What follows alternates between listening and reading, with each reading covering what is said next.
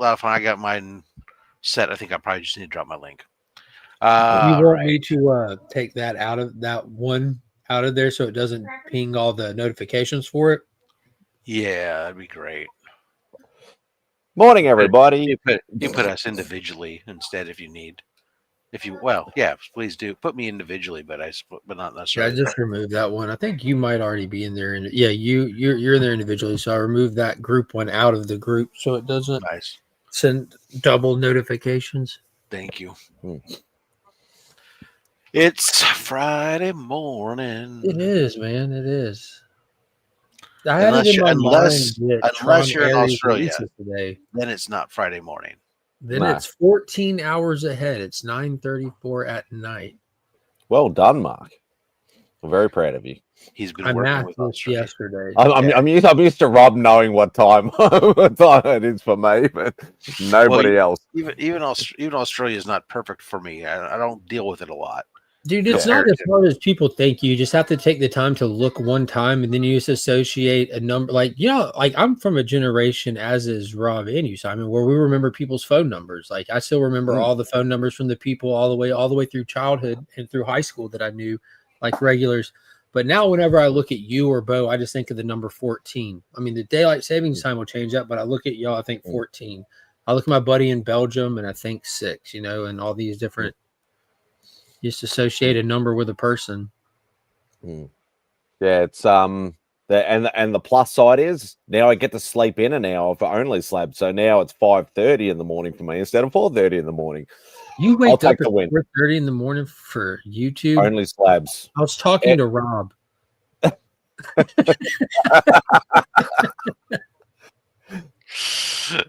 Just rub salt in that wound just a little bit more. Touche.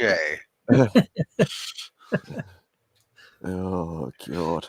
The things we do, right? Yeah.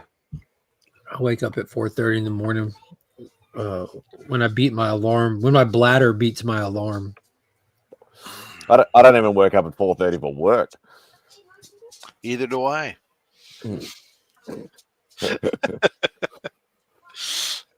Oh God. The things we do for mates. It's up till Sleep's overrated. For some reason, I came up. For some reason, I was just getting ready to go to sleep, and I said, "Oh, let me just do one thing real quick on the computer." You get caught doom scrolling? No, I can't. I get caught for one thing, then like, oh, I need to do that. Oh, let me do that real quick. Oh, let me create that Google group that I needed to do for this, and let me send a message to Anastasia, and let me do this, and it's just so. It's the pile of to-do list is just greater than the capacity to do sometimes, but anyways, we'll make by. I was excited. I don't know, but I had a buddy of mine earlier this week. I told Mark. I think, yeah, I did tell Mark on Tuesday during our C3 meeting. But a buddy of mine that I grew up with that reached out to me. Yeah, reached out to me and said, "Hey, you want to go get coffee and go to a comic book shop?" And I was all, yeah, I guess twist my arm. I can be social. This old homie's trying to Netflix and chill Rob. It's like, look, you took 2 of the 3 things I like, and they outweighed being in a group setting in public, right? It's like, okay, You had me at coffee. I'll go be I guess I can be social for coffee and comics. So yeah, we went. I went. He's like, "Let me know where you want to go," and I was like, "Okay, I don't want to go to my regular shop. My regular shop sucks for all that stuff. So let me, because you don't have back issues and stuff." I said, "So let me." I go look around. I said, "Oh, here's a place nearby that I've been meaning to go check out. Hadn't checked out. Found out there was a coffee shop that was like half a block away. So I said, "Oh, hey, we'll go there." I didn't realize that they had like this, it's a more affluent town. So I knew that. You felt like you belonged, despite everyone else looking at you like you I mean, didn't look, belong. I Standard Rob behavior. I knew that the town was a little bit more of an affluent town, but I didn't realize they had this big, huge downtown scene that time of the morning, including like this massive farmers market and stuff. So I go down there, and it was like there's like this massive farmers market going on, shutting down some of the streets, and just like there are so many people just out and about, just walking around at 9 o'clock on a Sunday morning, walking down the streets, eating at all these little sidewalk cafes. The coffee shop is like just overflowing with people. They had all kinds of seating out, spilling out onto the sidewalks and stuff. And I was like, oh, wow, this is pretty cool, I guess, if you like people. Sounds like all our hippy dippy suburbs on the inner city. A lot of them are like that, with like just streets and streets of just sidewalk cafes and all that sort of stuff. Yeah, and, yeah. A lot of people love that with stuff, a median age of 55 to 60. Yeah, it's it was Earth X, but it was. You started walking around saying "best dimension ever." Was the flag different? No, it wasn't. But it was. There's a mural on the wall that you just but you were looking down the streets, looking around, going. I watched that literally just before this. Yeah, there's a little walking down the street, looking around for you, going, look at that. The only young kids in the place were working at the coffee shop, of course. It was funny. There was like one kid working behind they had a coffee section, and then they had a barista section, which was great because I could just go get my drip coffee and I was good to go. But my buddy orders himself a drink, so he's got to go up and wait with the barista. So I'm up there waiting for him, and all of a sudden I see the kid reach into, he's got hair coming down over his eyes and all this other shit like a sheepdog, and he reaches over to grab a coffee stirrer for something, and he pulls it out of the thing and he goes, "Oh, that was dirty," and he throws it in the dirty in the trash, but because they have a trash bucket next to the regular coffee, the clean coffee stirrer bucket. So of course somebody freaking put it in the wrong one. And he pulls another one out. He goes, "Oh, that one's dirty too." And he pulls another one. He's like, "I think that one's clean." And then he goes do somebody's coffee with this shit. And he turns to somebody else behind the counter and says, "Hey man, there's a bunch of dirty stirrers in the thing over there." And I said, "Yeah, maybe you should dump and throw them all out and replace them." And he goes, "Maybe." I said, no, that's kind of a sanitation thing. If you've discovered it's been contaminated, you're obligated to toss all of those and put new ones in. He was too affluent to know what hard work is, Rob. I was like, I turned to my buddy after my buddy came back from using the bathroom. I said, "Man, have fun with your coffee, man." I told him that they were stirring it with dirty sticks or sticks that were touching other dirty sticks, and he's like, "Oh, I think like they're rubbing them on turds and probably be okay." Suddenly, everything's looking great for the guy who drinks plain old black coffee. But it's kind of funny if you think about it. It's like, oh, this is dirty. Better not stir the coffee with it. Why is it dirty? It's got coffee on it.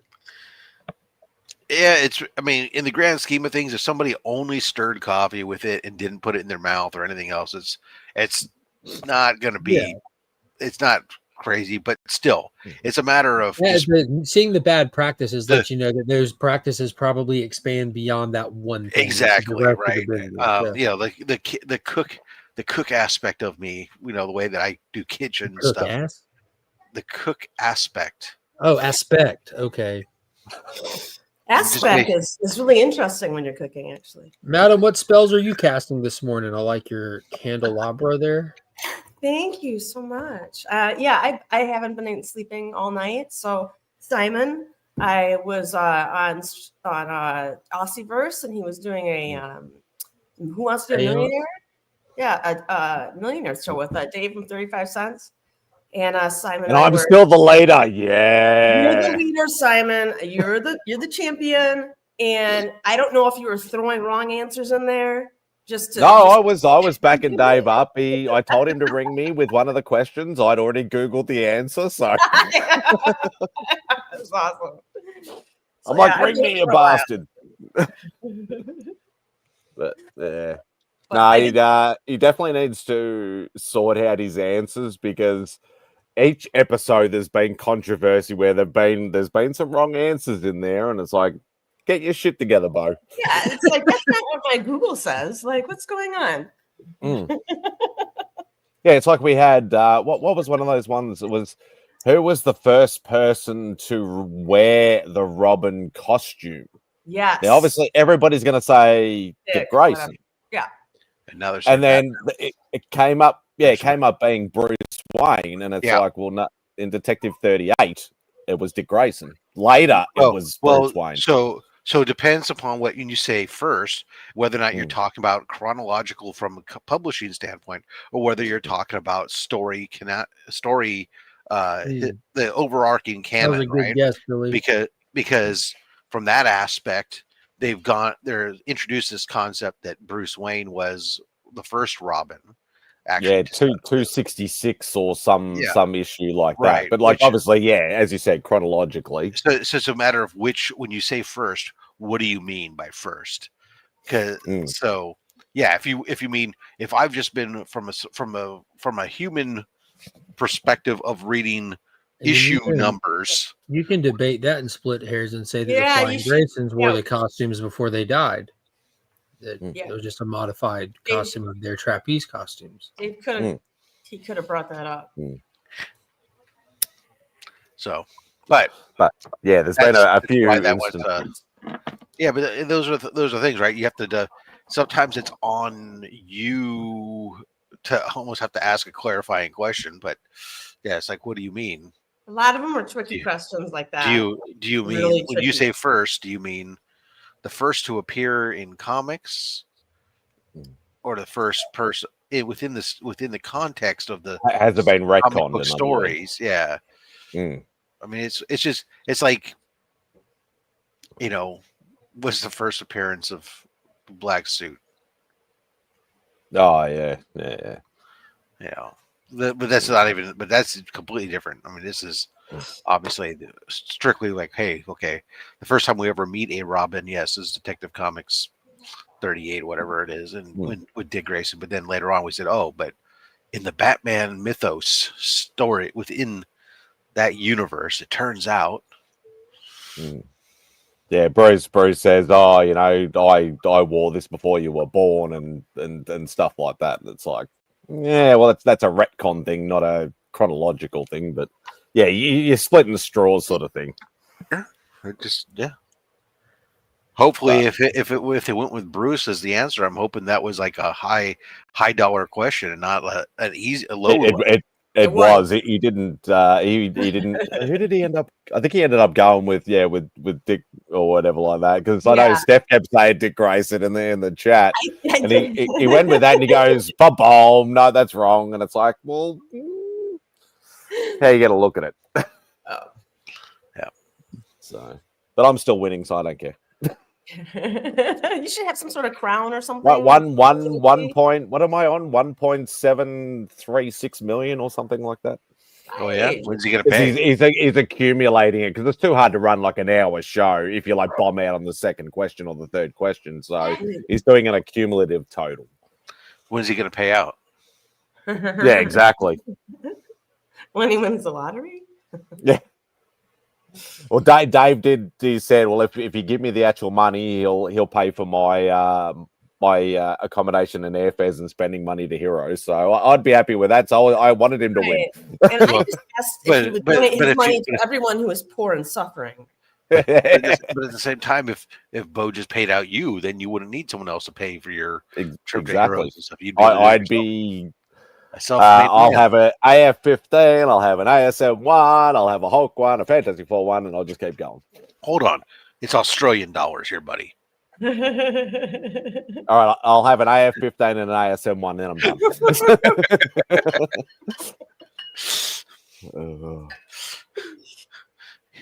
But you could have two packs of peanuts on that flight. Oh, yes. They don't even allow peanuts anymore, do they? I don't think so. I think you just get crackers or those little awful cookies.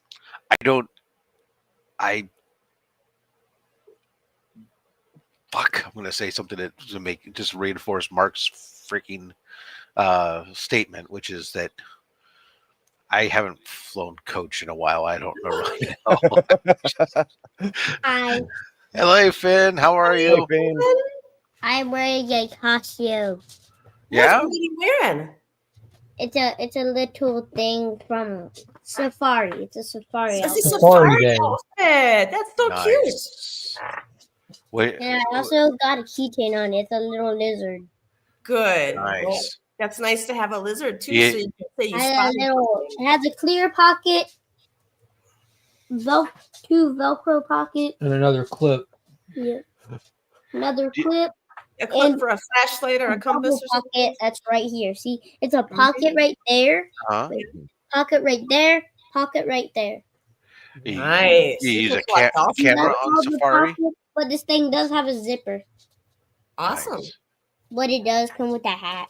Oh, yeah, the Hat little are hat the, is hat looks, pretty cool. the hat's good to help you not get sunshine on your face. So What do you that's mean the hat? Oh, this is how far up the zipper goes. That's pretty cool. It's a The hat. safari zipper. The hat is one of these. I think a hat is the keynote piece for And there is Safari. no yes. Okay, bye And the bye. magnifying glass helps too. Mommy, look how far up the thing zips up. Very organic. The little braid going across there. Yeah. Aww.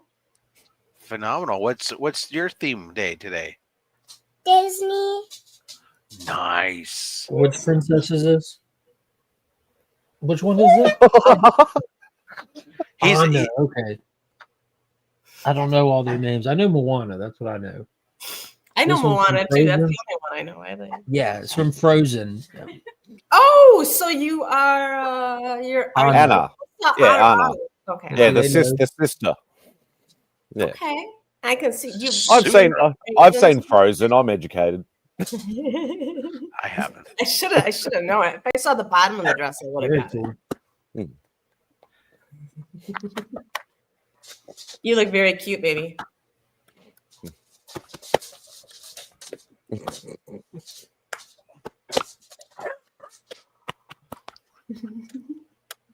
Ventriloquist.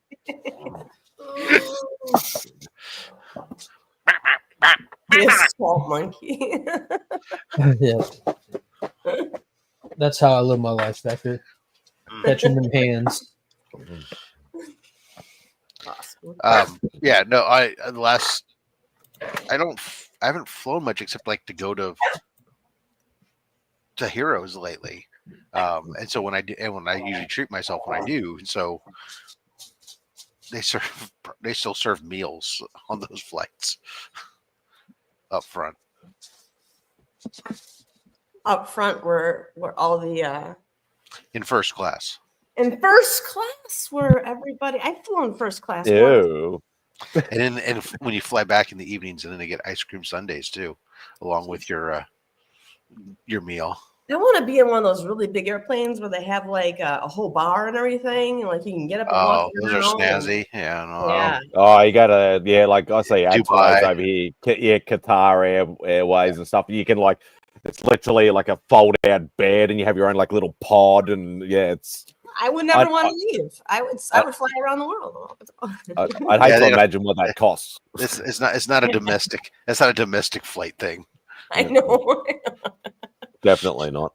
You're lucky you get a TV screen in the back of your chair in a domestic flight.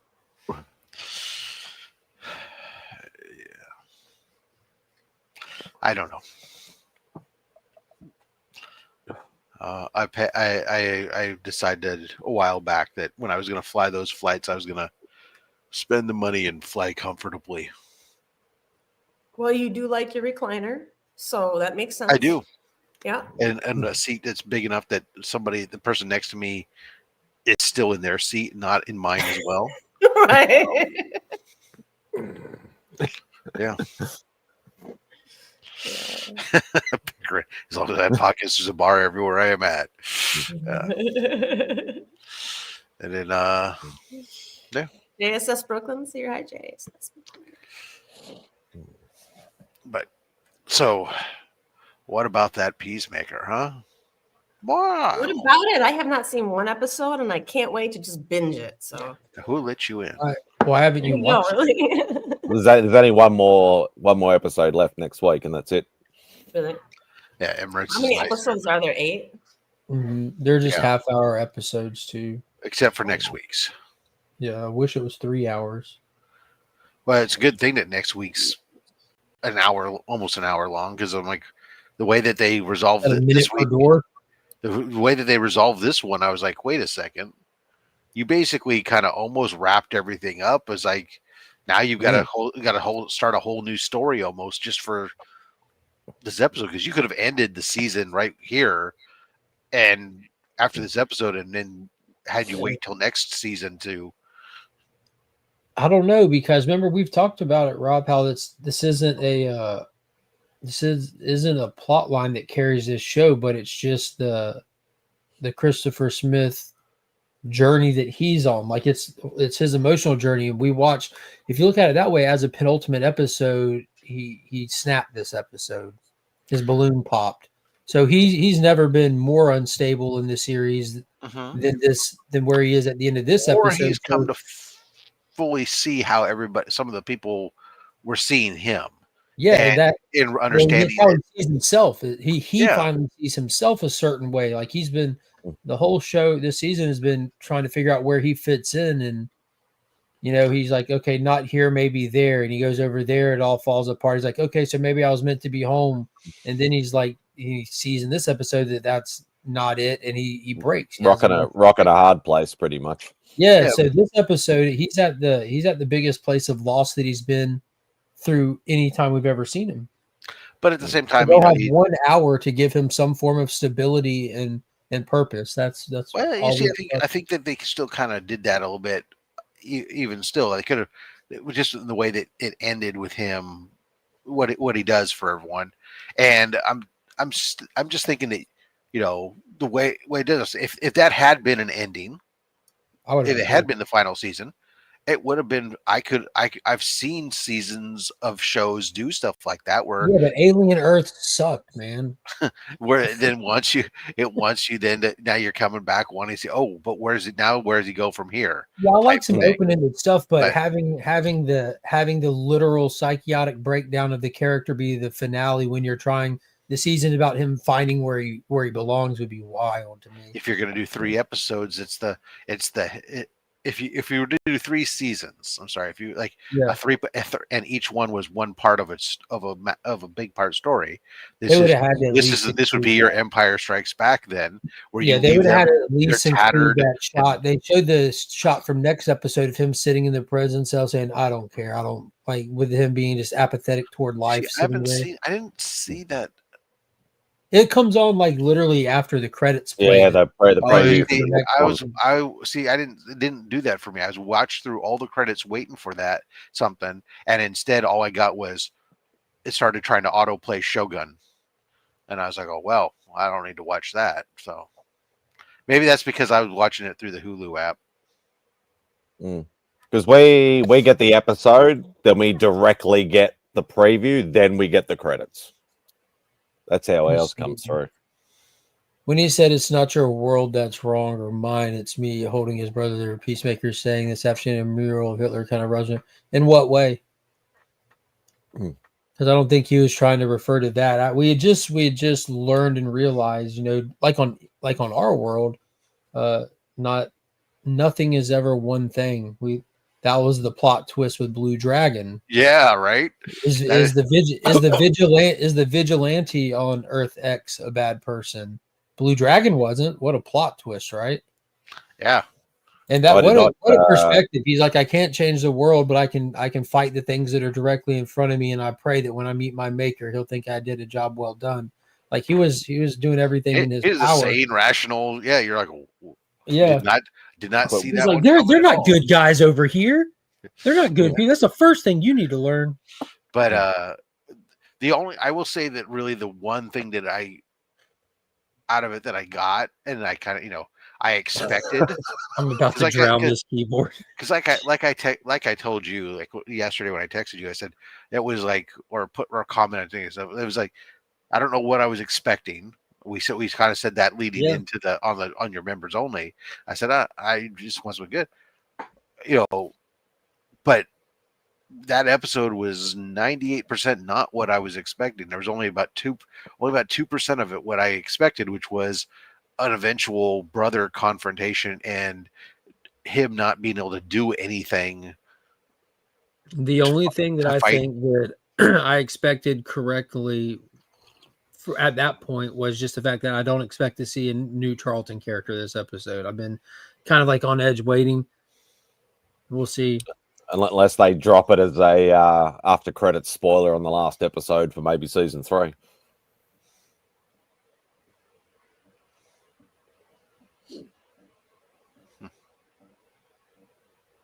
Well, he wasn't good even in this world, was his point. Yeah, he wasn't good even in this world. Everything he touches turns to shit. Because you got to think, in this world, you had people that were fighting back against Earth X. You had freedom fighters. You have the Sons of Liberty. And in this world, Christopher Smith was the catalyst for the death of those people. He killed a whole group of freedom fighters, and then the deaths that occurred in this episode, and he's the catalyst for those things. So yes, even in a world ran by Nazis, he's the bad guy. He's unintentionally killing the good guys. There are two things that kind of just little minor quirks that were bugging me a little bit. One of those, I mean, it was a funny thing too. Was the thing with Judo Master, and it was cool. It was kind of cool. Corny. I mean, him say, that's the most people I've ever electrocuted with telephone wires in a pool, and it just bugged me the use of the word telephone wires because power lines, sure, telephone wires. What got me was there was the power of the plot that happened in that whole scene that made me facepalm, where she's being chased by everybody, surrounded by everybody, hops in the pool. I immediately thought, why would you jump in the pool? They can just walk around it. But then everyone jumps in the pool, and when Judo Master pops up and shocks it, everyone who was around the yard is magically gone. It was just the people left in the pool. Yeah, there's convenience there too, and she'll give her this. She hopped that fence pretty well, but adrenaline will do that for you, I suppose. I can take. What was the other thing? What's going on, Brando? I'll come back to it when I remember what I was going to say. The other thing was. Yeah, they're pool. Are they twisted pool? No, they're pool. I think you have to squeeze them or something. Let me see. I can't. Oh well, it escapes me momentarily. They misspelt words on the Scrabble board. That was intentional. Oh, wait.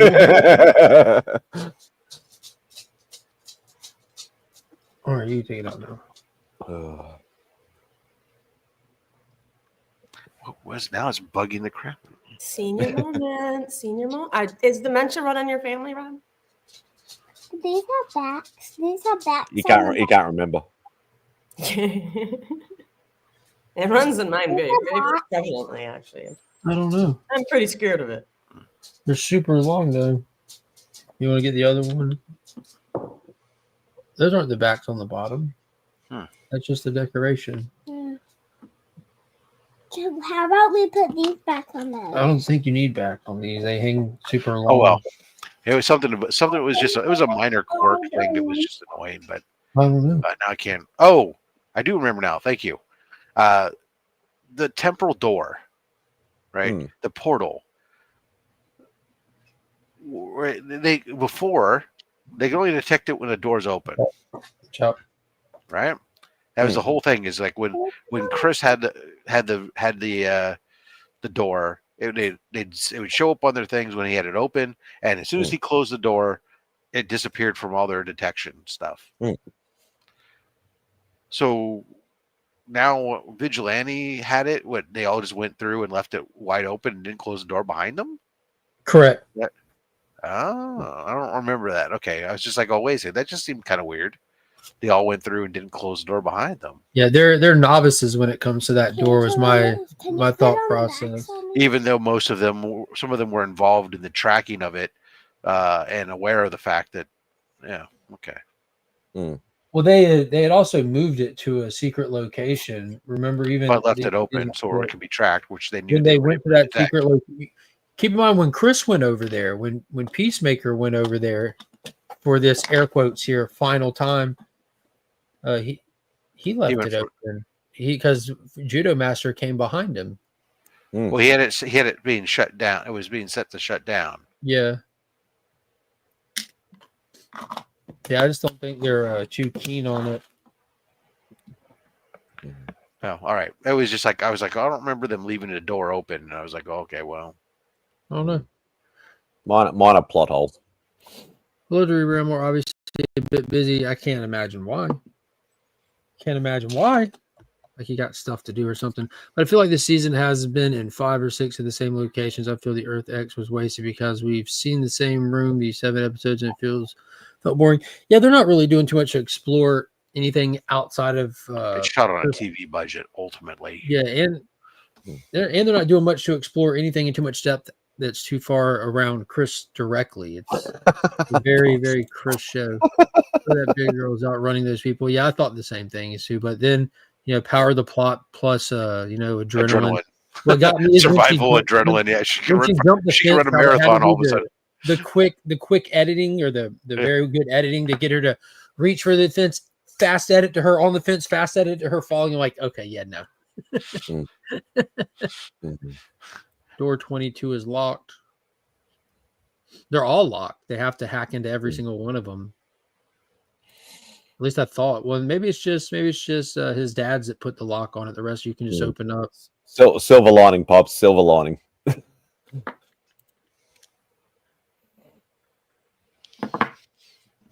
Yeah, it was a good episode. It's like an adjustment into every episode. I go into it and I see how long it runs, and I'm like, God, this is short. And then as I'm watching it, I have to keep reminding myself like the focus of the show because I want so much to be like. There's like a huge list of stuff that I would love to see come out of the show, But man, I definitely enjoyed the hell out of the episode. Yeah, no, it was a very, very exciting, very fast paced, and a lot of little shockers here and there. The door. I want to get the peace cycle through. Also, I think they say they unlocked door 22, Steve. They radio in the trailer and say door 22 unlocked. So they're sitting there popping locks, opening doors. What's that? Unlocking doors. In the trailer for the finale, okay. the finale is about Argus. Now that they have the technology, they're going into the folding closet and trying to open all the doors, and they're going to scrape the place for resources. So they're going to be dealing with the horrors and the craziness, like you see it in a couple of doors. There's like a Candyland. You see like a Candyland. They go in there and there's like, I don't know, it looks like mushroom lollipops almost kind of thing. And then deal with the creatures and features behind the doors and stuff. Got it. But they radio in door 22 is unlocked as they were going in. But you get to see little tease of what's behind some of the doors. Like, let me turn this off. Like that, they open a door and they see like this Candyland looking place, and then of course there's that one that they showed in the original trailer of like the big skeleton heads that are on spider. Yeah, that looked cool.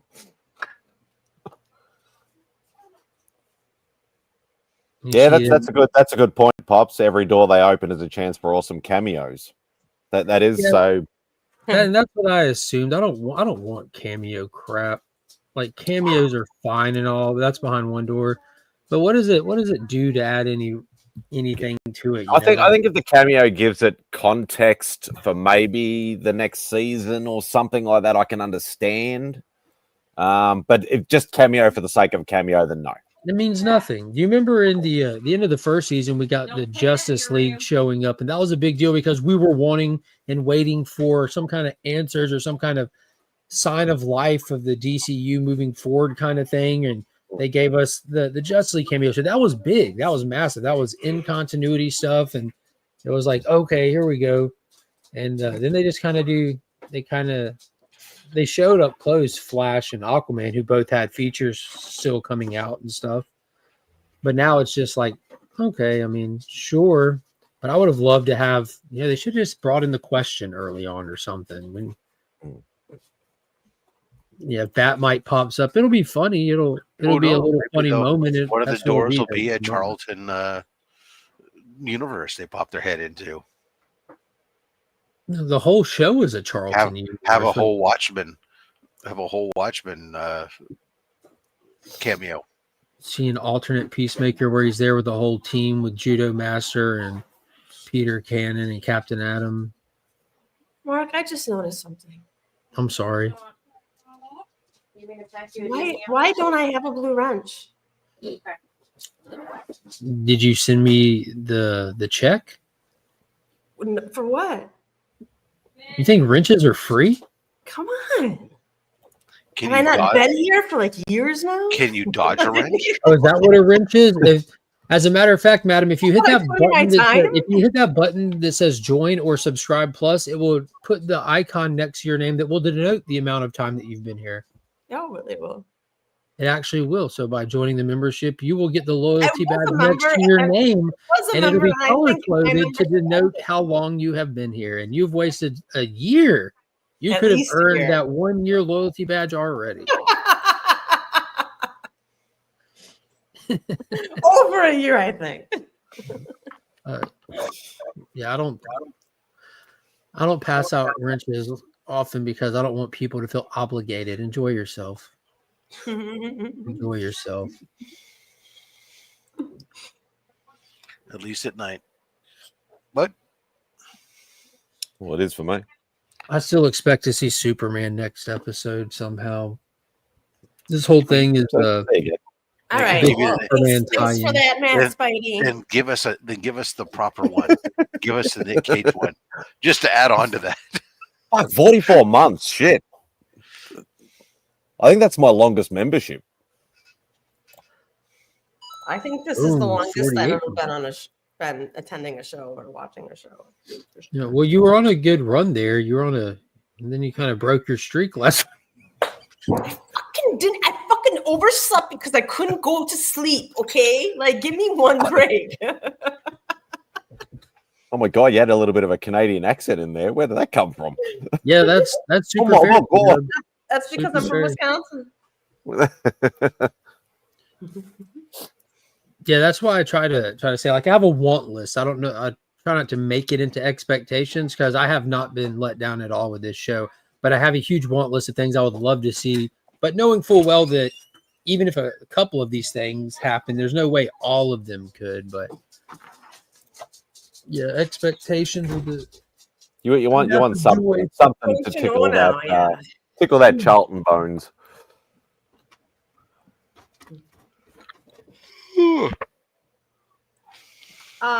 Okay, so I do have time to mail you something, right, Rob? For yes. C3? Okay, because I was told by Mark, I think, that it was earlier, and that I had missed. You have 7 days. You told me no, I can still send in, so I'm going to do that today. Yes, the target date was 11th. Okay. That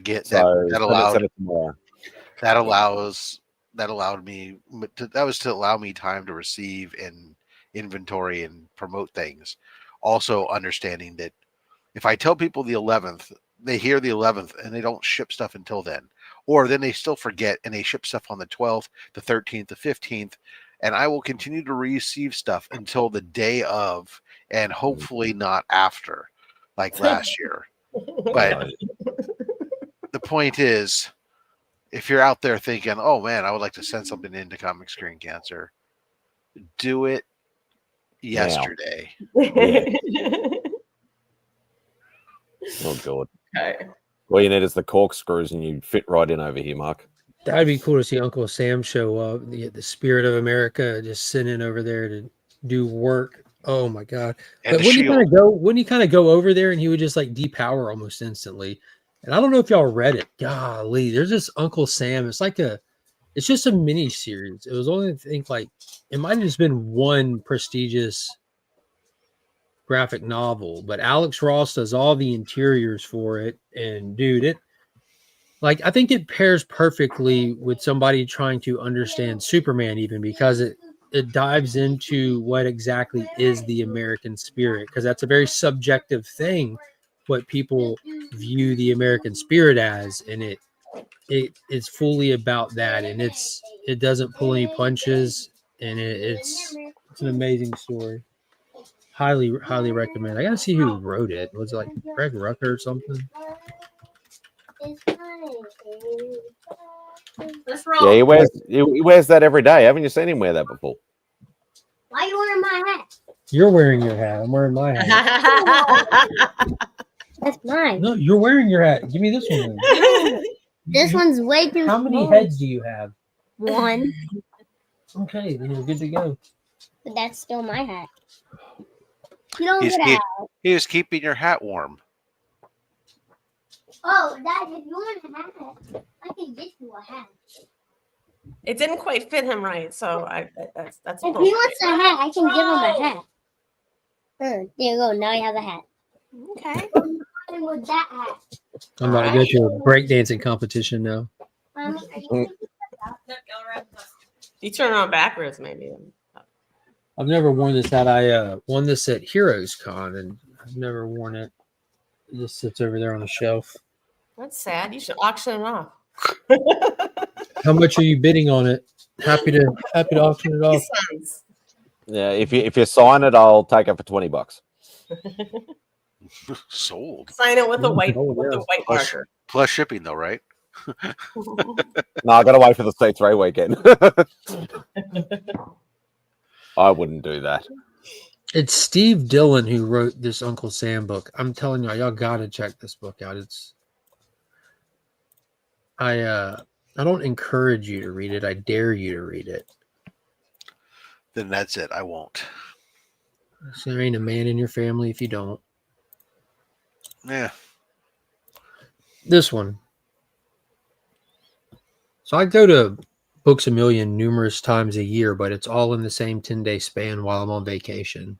There's a Books A Million on the mainland, and we hop over there all through vacation. We go to get some coffee, and I sat there and just read this from cover to cover in the coffee shop while the family walked around and looked and stuff. It was ridiculously good. Okay. Yeah. Highly recommend. Fair enough. What else is going on? I know y'all aren't big fans of reading comics. No, it has nothing to do with reading comics, but that's a book. What's that notion? I've never. No, heard of that it's a notion. comic. It was a comic.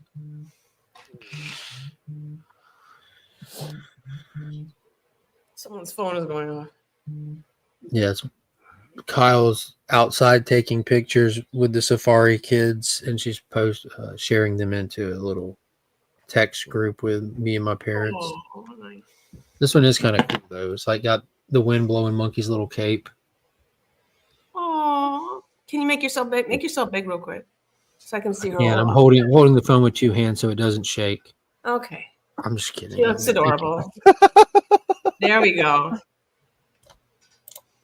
So cute, precious, Mark.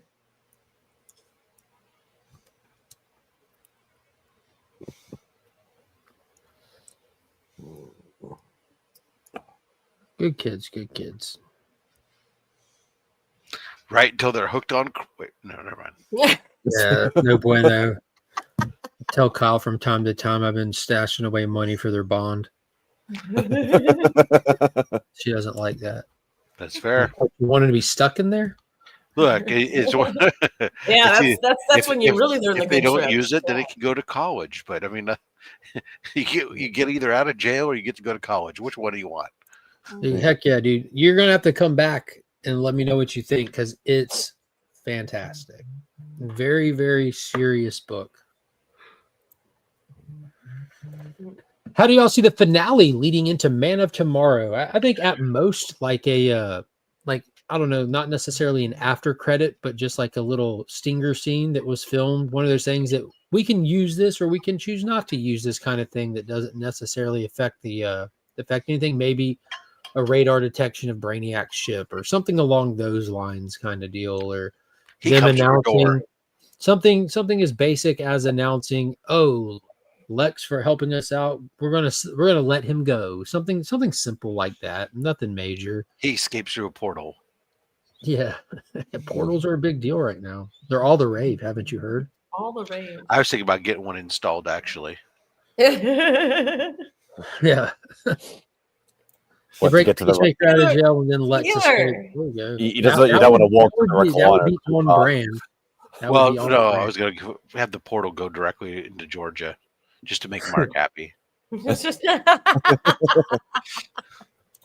But then you won't be flying first class to Heroes. Come on. I won't have to fly. I'll be there pretty quick instead. Better. Yeah, Just jump on his Segway and just straight through like a bobsled. Years after it was canceled, the art is Did gold. you guys know that Taylor Winder has a book out of 365 days of his drawing? Yeah, things I drew in my underwear. Yeah. We were talking about it last night, T-Dubs, and we weren't expecting it, but had they pulled out G.I. Robot to go cleanse this world, it would have not only been super cool, it could have helped boost the numbers for the C3 art auction. If we could have been lucky enough for them to promote G.I. Robot into stardom, wouldn't that have been awesome? Yeah, they just thought of us, but no, they apparently love cancer. Why did they think of us? They like cancer. That's all I can think of.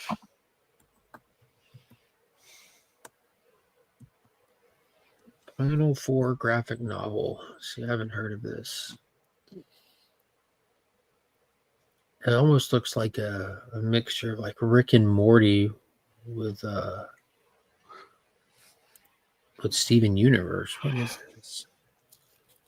Olin Rogers it looks like it's the creator. Okay. Yeah, I was unfamiliar with the Final Space, but the creator has been working on a graphic novel, Final Four.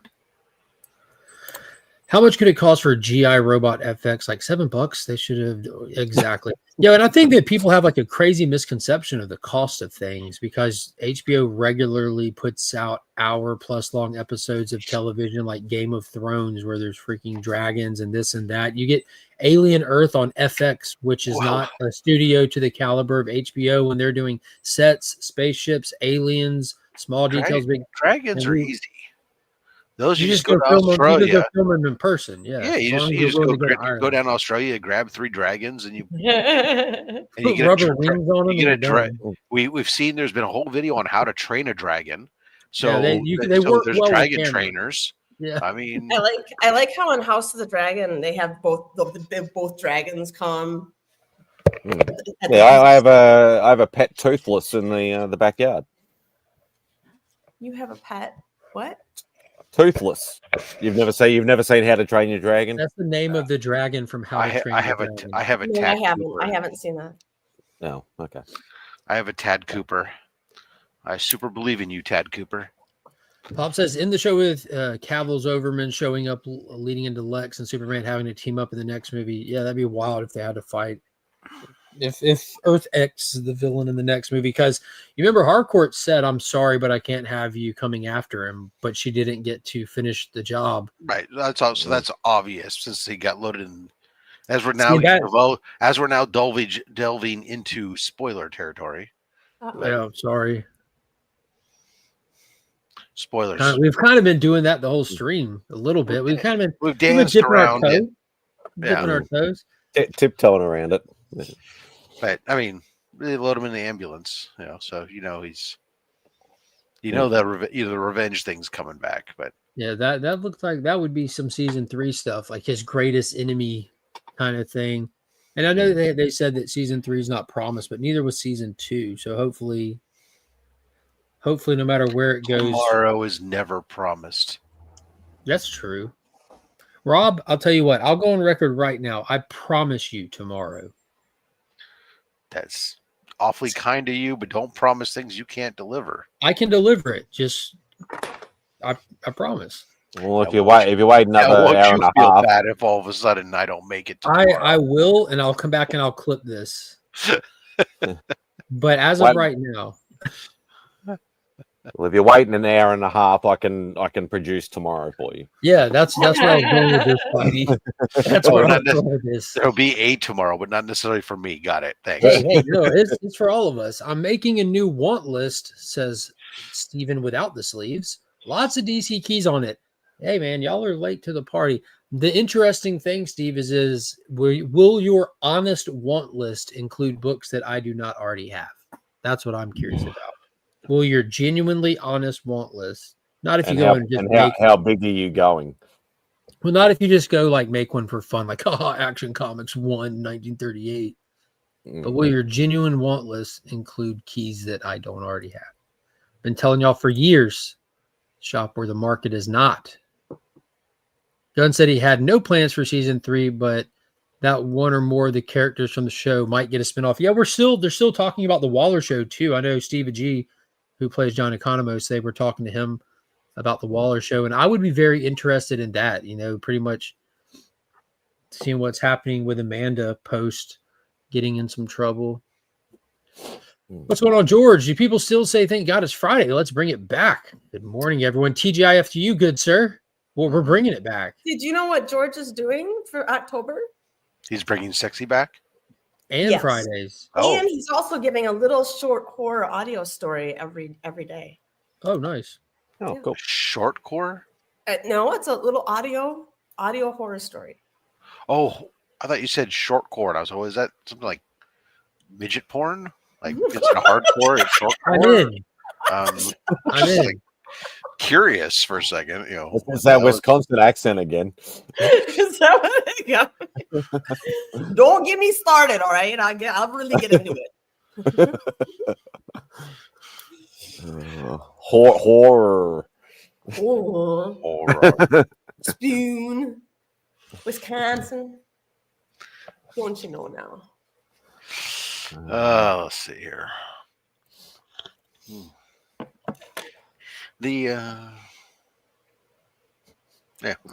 What else is going on in this medium of television and film and stuff? Everybody gets their chance to watch. They've been banging out the Superman watch me on video shit hardcore again. What now? Everything you just said was pornographic. Can you repeat it? You would have made Superman more interesting, wouldn't it? That's right, Taylor. That's right. I haven't lived in. I've lived in Arizona more than I've lived in Wisconsin now. There you go. Does that mean you're officially what would we call Arizonian? Natives. Sure. We don't know if I use that term for Arizona would apply. No, I consider myself. Have you met my native friend? Her name's Stephanie. I'm gonna introduce you like that from now on. Cherokee Indian, okay? You used to? They're not. But then you moved to Wisconsin? No, and then I did my 23andMe and I discovered I'm zero Cherokee Indian. There was such a trend, and I remember growing cool story, up, bro. Yeah, I remember growing up. Everyone loved to say like, "I'm a quarter Indian. I'm a quarter this. I'm a quarter." I'm like, how do y'all know? Because this was before 23andMe. This was before Ancestry.com. This was just my family lying to me, I guess. Their understanding of quarters was way off. Very wrong. Like, you know your grandparents, right? You met them. Like, what are you talking about? Brothers, no, I'm Cherokee. And everybody somebody had some story about, oh yeah, so I think somewhere in our family there's a trace amount and a quarter are vastly different amounts. If I put a quarter of your pie is salt versus Yeah. versus a dash of salt. Dash, yeah. It's very different things. Do you remember folks. when that 23andMe stuff first started out? I think that wasn't the first one. I think it was just Ancestry.com. They weren't using like swabs or anything. They would just track your family history. I remember everyone that I knew, and like my aunt was all into it. Like, but it was such a fleece, man, because everybody was somehow like British royalty or, oh, my great this is one of the Tudors. I'm like, yo, I just met 7 people last month that said the same shit. What are you talking about? You're all descendants of Genghis Khan. Shut up.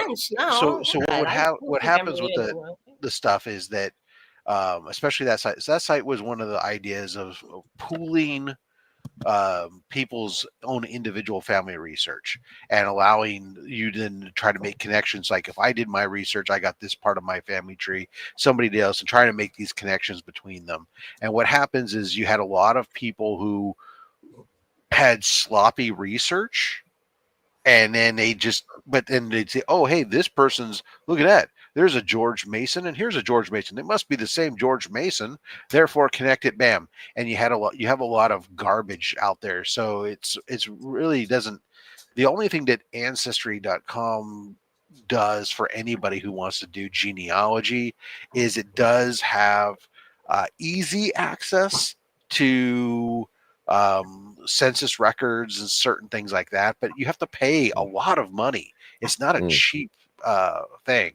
Whereas the old school way of doing it, of just going down to your public library and going to the genealogy section and starting there and opening some books and stuff and doing stuff the old fashioned way is much better. But yeah, there's a lot of garbage when it comes to that stuff. As a person who's a member of an actual hereditary society, and the stuff that you have to do to actually prove that you're, to document and prove your lineage with 2 sources for every single step of the way, I can tell you there's a difference between just claiming something and actually being able to support it.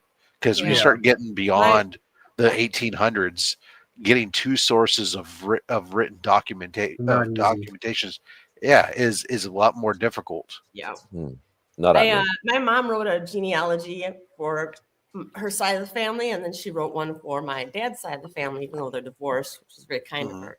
But now I get to go back in her genealogy and look for the Indian. Look, like, where's the elusive Cherokee Indian in the family? So I'm going to read some bullshit basically. There's the fun stuff. It's like, I would see stuff from like my family, my mom, my grandmother's, my dad's mom's side of the family, who is from Louisiana. You see, when you look back through the census records, it'd be really interesting how, there were terms that were used for certain individuals when they're noting it in the genealogy logs for folks of mixed race. That they would put down, and you'd see some family members that would be listed as such, and some that aren't, and everything else. And there's all this weird different stuff, but it's one census they're listed as one race, and another census they're 10 years later they're listed as not. It's just, the records aren't great. If you guys could be related to one famous person, who would you want to be related to? Who would you like hang your hat on and be like, guess what? My ancestor's Abraham Lincoln. Tom Cruise. Stanley. Is that what you said, Mark? There's still time. He could have died. I'm going with Tom Cruise or Matthew McConaughey. If we're talking about just like actors or something. All right. Anybody? Famous people, I would say Genghis Khan, because I would be accurate. We're all probably related to Genghis Khan. You're not going to get 2 pieces of information, but just actual history will teach you that, oh my God, we like probably 80% of human beings on this 7 billion plus populated world have Genghis Khan in their lineage. It's crazy what that guy did. Like, good for him. Yeah. I think it'd be cool to be related to Cleopatra or something cool like that. Why? Just because she was what did she ever do? What did she ever do? She slept around. She slept around. Not more than Genghis Khan. No, it's She true. holds the record, my dude. She kind of She gracefully he goes. ended her life. Genghis Khan instead said, of being "Wilt taken Chamber who?" Yeah, I'm fine just not being related to anybody of name recognition that people know. Well, That's we're fine. all fine with it, but if you could pick someone, who do you think would be fun to be able to Oh. say? For example, Rob, Frank Frazetta, the artist, Frank Frazetta's yeah. great nephew, not great, just one great. His great nephew is one of my customers at the kennel. Like that's pretty cool for him. Whenever he goes to pulls, I'm like, oh, Frazetta. Like that's how I found out. Is I'm like, oh, any relation to the artist? And he not only told me yes, but he's told me a handful of stories over the times that he's come, which is pretty cool to have those stories or those experiences. And that's what comes along with being related to these people, is you get these little soft touch experiences or family stories. I think I that's have pretty family cool. stories. And I'd like to be related to Michelangelo. Steve's on a good track here. Trump or Gates or Bezos, give me money. Steve's like, put me in the bank. I got the blood. I got the bloodline. Come on. Probably that doesn't always work either, because I know my cousin actually managed Paul McCartney for about 30 years. Wow. And have I ever met him? No. Do I have any money from him? No. I don't know. I don't even know what the guy looks like. Cousin. Sorry. Can you ask if he's the real Paul McCartney, or she could confirm if he was replaced by a lookalike? I guess if I had to pick somebody, just for Paul McCartney from Wisconsin. Wisconsin. Sorry, Rob, go on. Rob, I'm just saying, if I was picking someone, I guess maybe I'd say Samuel F. B. Morse, only because I get tired of people assuming that I'm related to Samuel Morse from the Morse I think you're going to go say Samuel L. Jackson for a second. I did too. How many Samuel L's are there? I'm sure. Samuel F. B. Oh, I'm so used to Samuel L. I heard Samuel L. Like my brain. Samuel F. Morse, the creator of the Morse code. I was going to say, I want to hear you drop more mofos, Rob, if you're related to Samuel L. Jackson. I would like Tesla. Someone cool than invented. Uncle Chuck Norris never comes around. Or even the Morse Ferry Seed Company. I'm not related to them either, because my family's surname was originally Moss. Moss. Yeah, How did you get that? Did you guys not move around a lot? So what happened? You were very sedentary. So Moss was the family when they came over from England, and was for most of and is still for a good portion of the family. But with my Patriot ancestor Joseph Morse, who was in the Revolutionary War, his name switched from Moss to Morse, and there's two ways that happens. One is either he could have changed his name in order to help protect his family, because he was now fighting against the established government. The alternative, and most likely, is simply just that at that time in history, it was very common for names to change because of literacy levels and people's handwriting. And Morse to Moss is not that difficult of a transition with when you're talking about the type of the handwriting that was in place at the time, with quills and, again, different literacy and everything else, and how people would read stuff, for it to change. So there's a whole branch of my family which is under the Morse surname, and then there's a whole branch which is still under the original Moss surname. But see, I think a lot of people do that because there's either a lot of Smiths or something, and so they change their name to be something a little different. Like, names were, or they spell it differently because they want to be. Well, people just signed X, and okay, great, you became this, you became that, or whatever, right? But I mean, we know. I mean, I know it was Moss when it came over, simply because John Moss signed the treaty to establish the colony in New Haven. When he came over. So I mean, whoa, wow. That's right, New Haven, Connecticut. Whoa, you're welcome. Yeah, Those of you guys in Wallingford, you're welcome. Family established Thanks, my family broke off from New Haven to go establish Wallensford later. Yeah, Awesome. I can do you one prove better. that, Rob, because you sound like one of those Indian people now. Oh, no, I guarantee you, I can absolutely guarantee you that that's not the case. Although yeah, just, John was on it too. although Chippewa Falls, just for you, Dolphins. madam, the family did spend a great amount of time in Beloit. In Beloit, Wisconsin. Yeah. Wow, that's where my brother went to college. Actually, Later after Okay. the in the 1800s, the family had moved to Beloit and were there throughout the Civil War until after the Civil War. Then they moved down to Louisiana as carpetbaggers to get into the rice business. Now I My believe family you. was there since 1850. Because I used the term carpetbagger. Yeah, now because you admitted it. When you're admitting something that's a little shameful, there's normally some truth in it. They came down. They got into the rice business in Louisiana, and some of the family then moved eventually in the 1900s. Got into the rice business in Sacramento.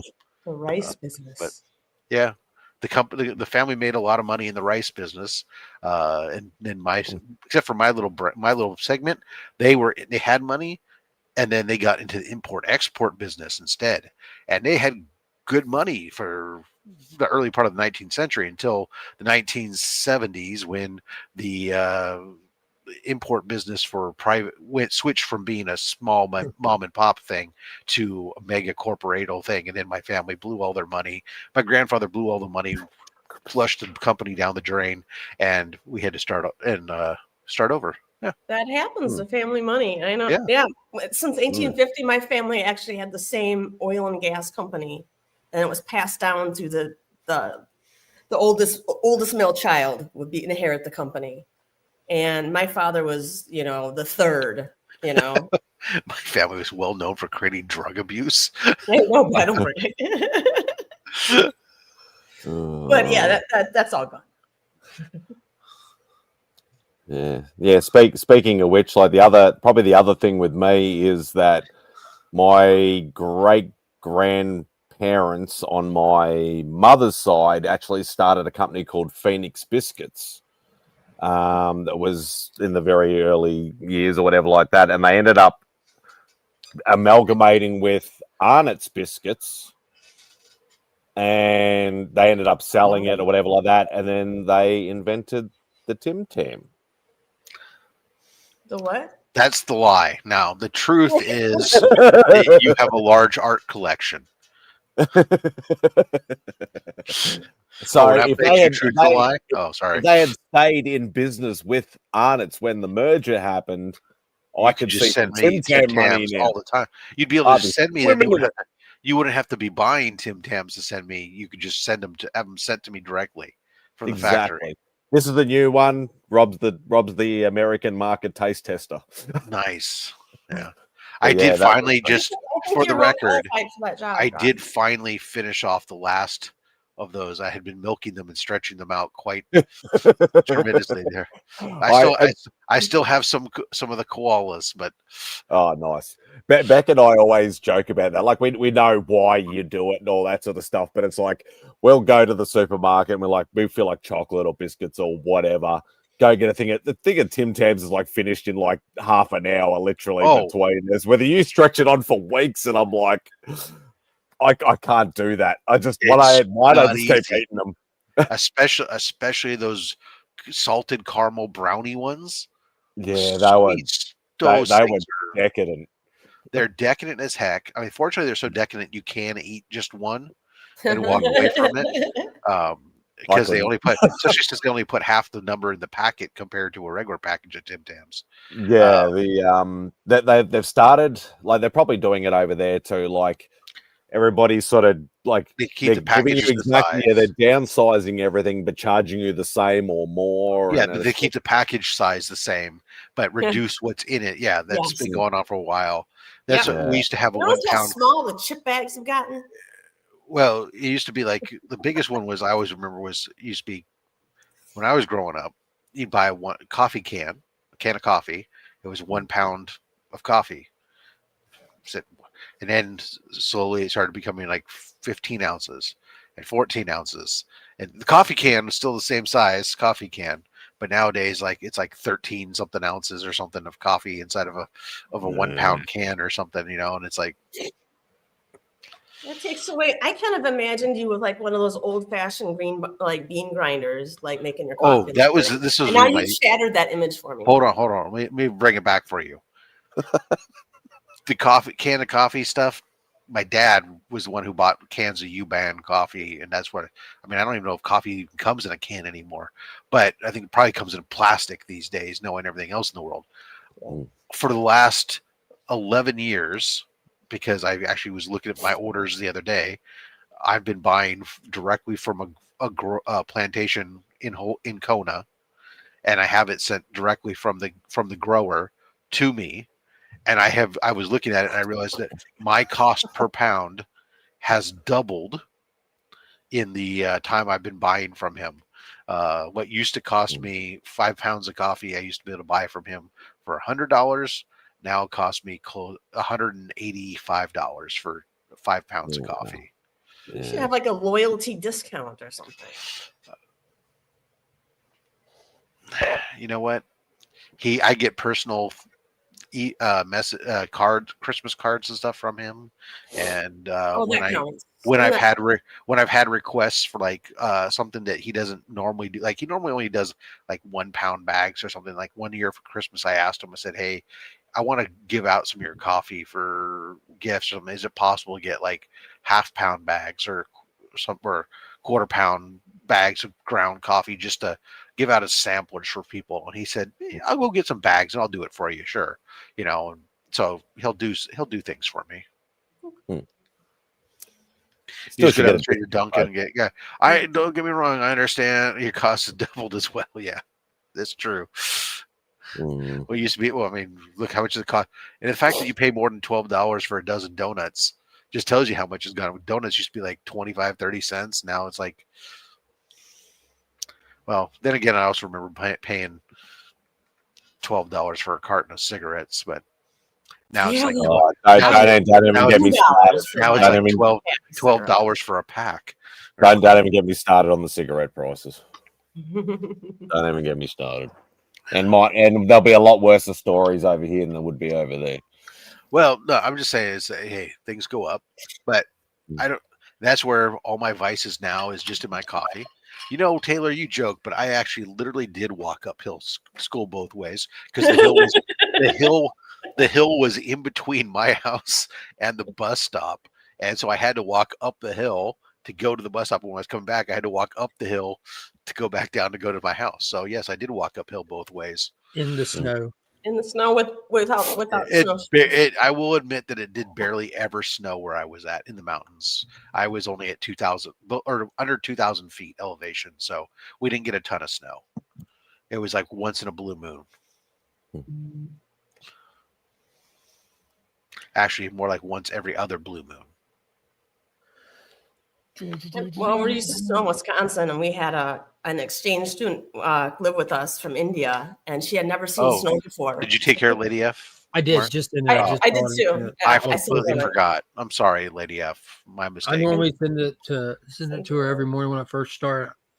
I was so distracted by Madam hitting. As soon as I woke up, my alarm went off, and I got up, and there's one alert on my phone already, and it's Madam going, "Can you send me a link when you?" Yeah, I got the same one for her, but I get anxious. Mine said, when.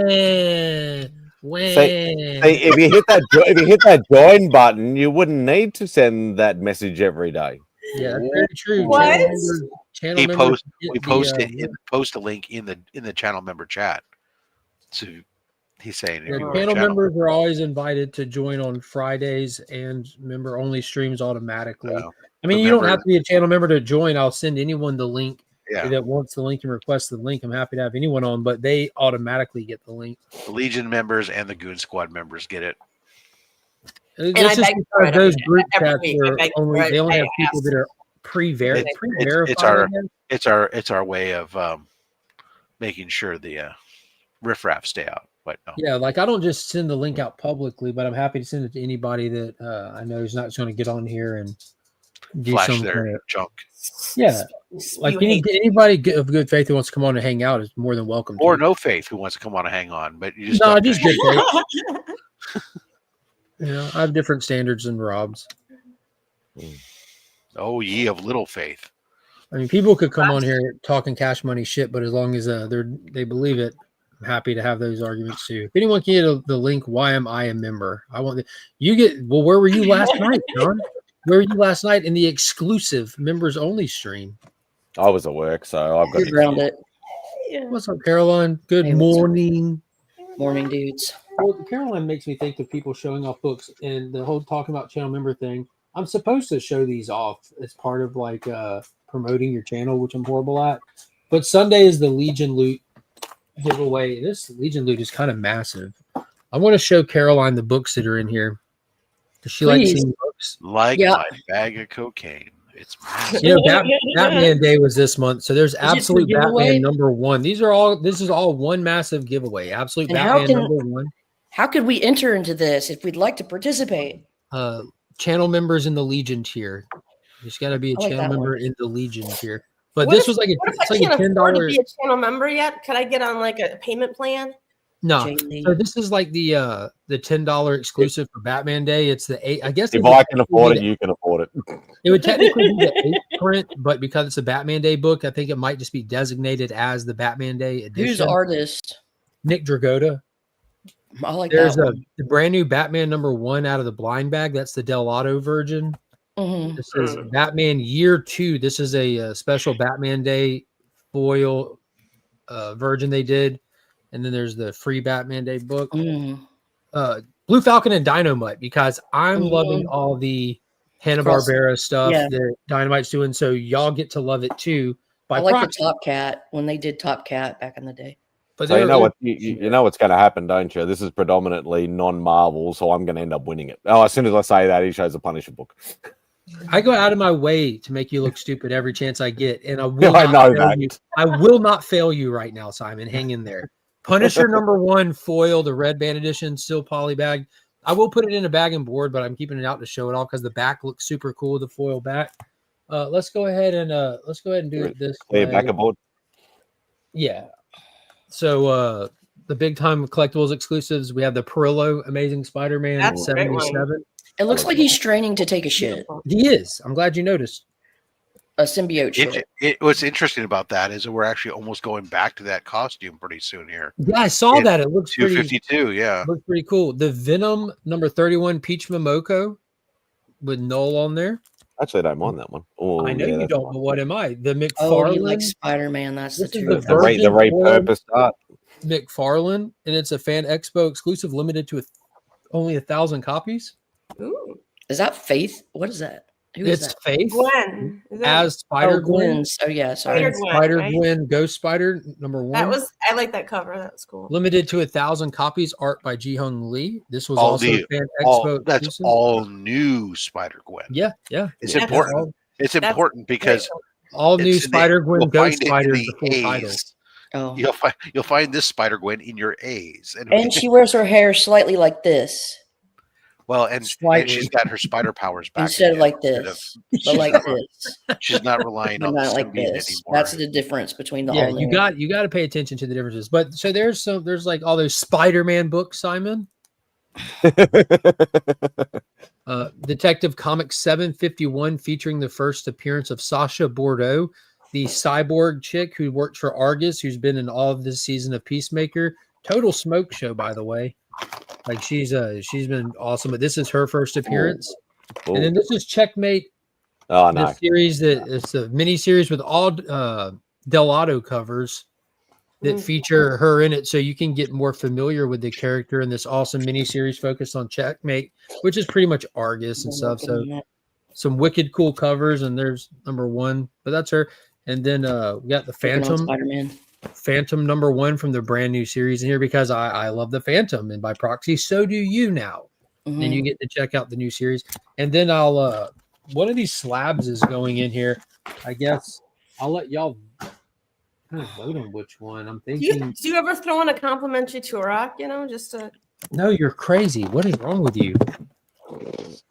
So there's Suicide Squad issue number 1 and a 9.8 signed by Lee Bermejo. Yeah, there's other covers were Bermejo covers for Checkmate. Signed by Lee Bermejo because all of this stuff leads back to Suicide Squad.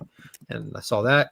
And then because we're celebrating Peacemaker, there's the Peacemaker from Suicide Squad issue number 1 in the 9.8. This is just a really beautiful cover by Gerard Perel. So keeping in the theme. So one of these is going in this month and one of them is going in next month.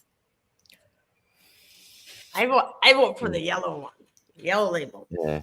You know, May Caroline, I like art cards, not gaming cards. Yeah, so I got this because of the art, just like I got the Lord of the Rings, but I learned how to play Lord of the Rings. Peacemaker. The Spider-Man one, I'm really not inspired by. It's not. It's a lot lazier than I thought it would be.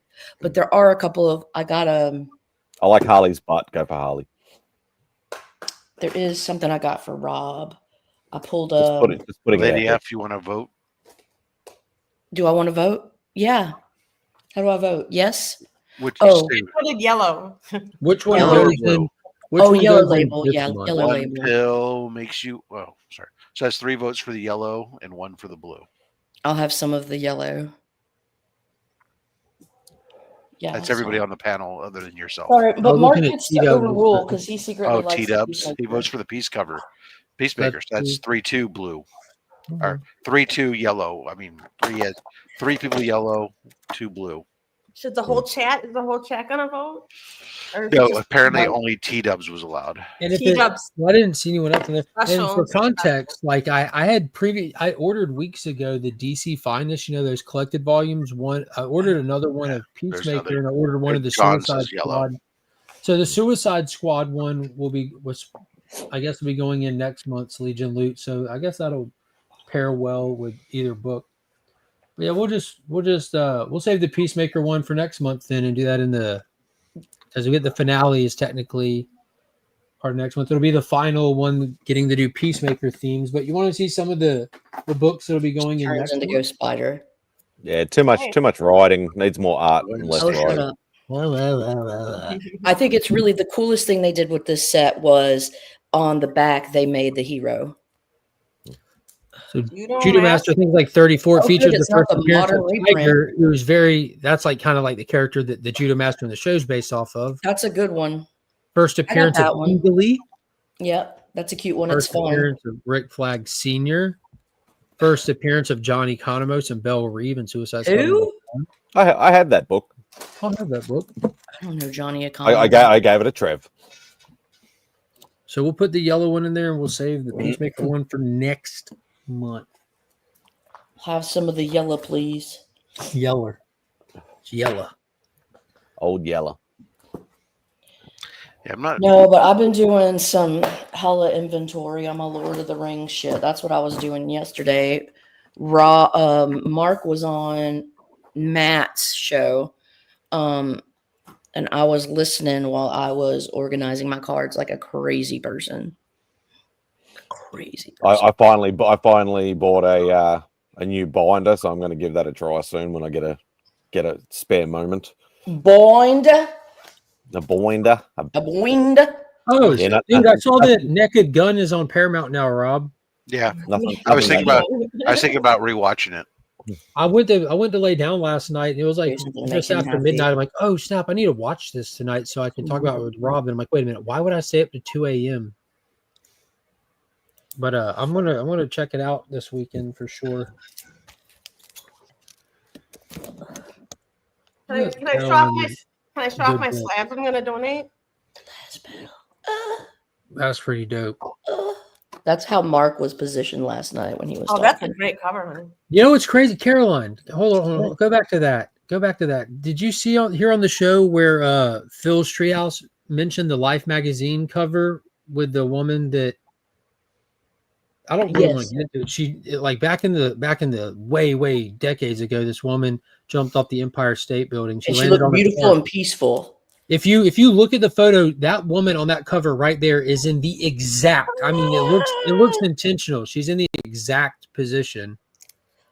The Hold last on. battle. That was the She reference. fell or landed. She Is that how it looked jumped like? on It looked like purpose. that.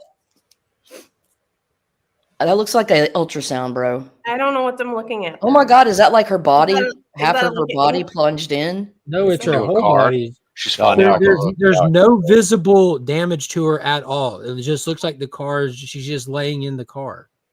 Like she came I off just the see an ink balcony. blot. Like I wouldn't show something gory or nothing like that. There's no visible damage to her at all in the photo whatsoever. Well, But that's except crazy. That reminded me of that. it looks JB. like Birch Man doing what he Birch can. He probably fucking hates it. Hey, how's your little boy? How's your baby boy? Ooh, I like it. He's currently asleep. But did he get to come home? He got discharged on Wednesday. Oh, Nice. Yay! good. And how much has he gained?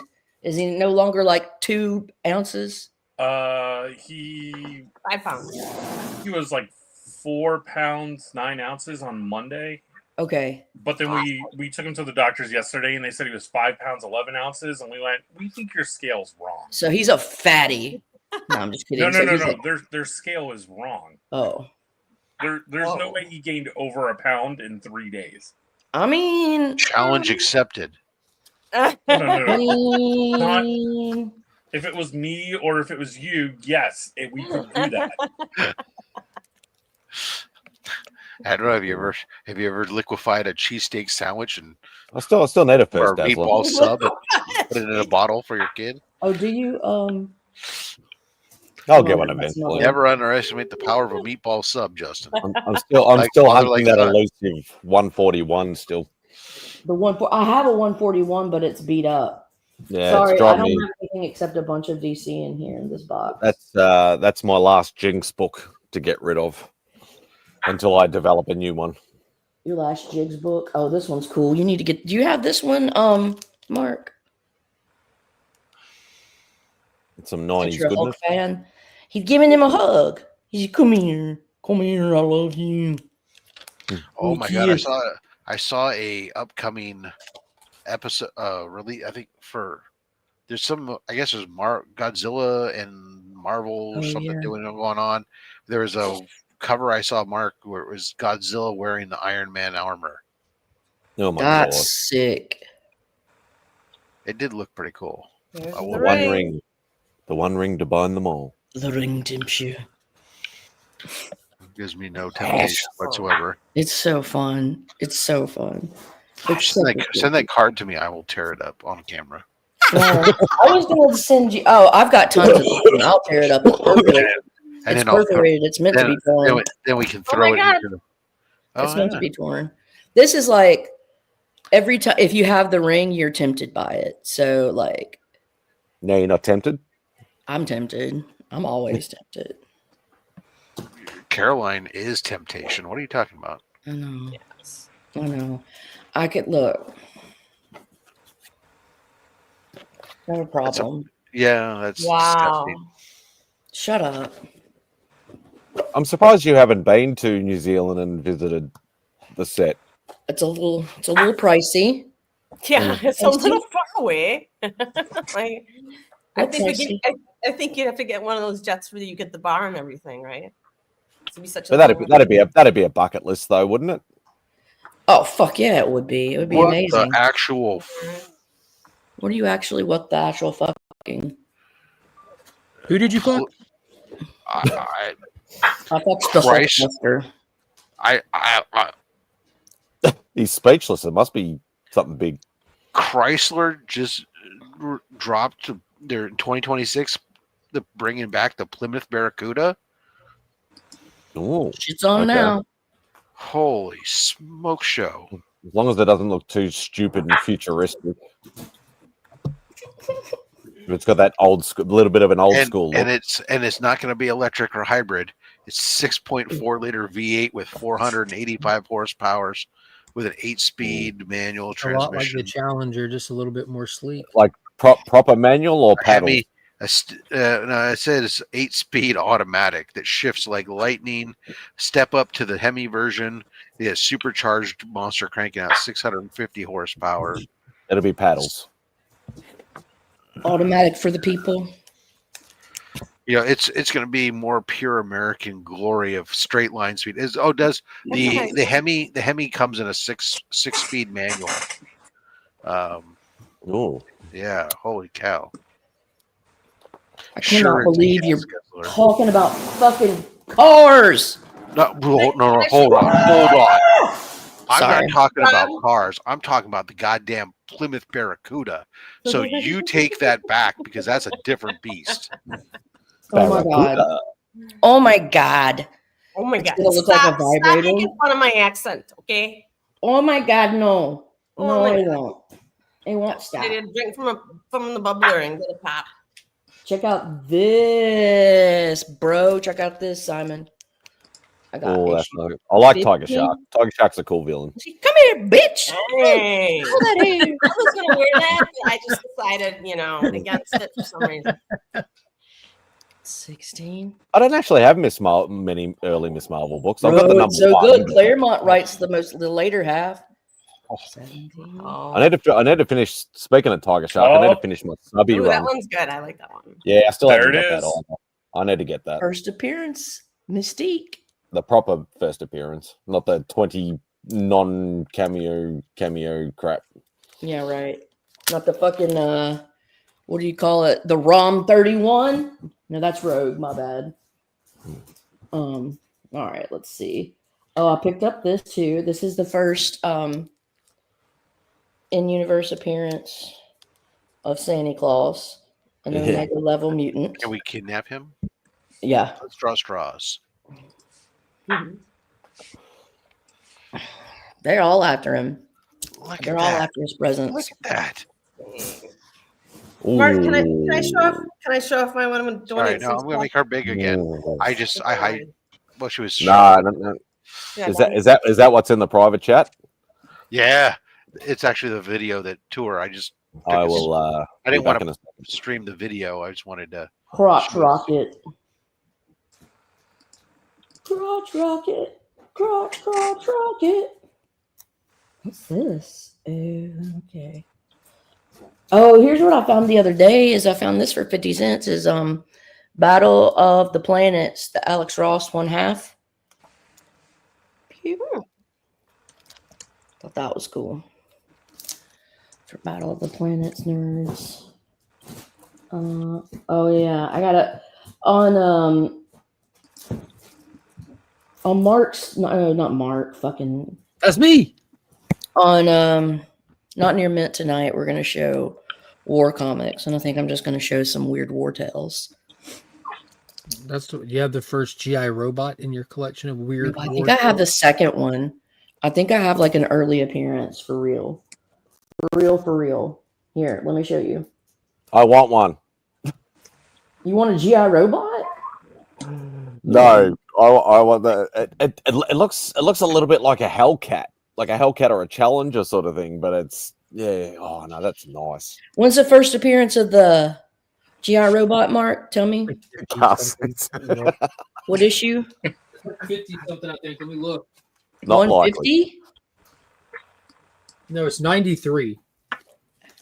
No, that's just the first Creature Commandos. I don't know when GI Robot is.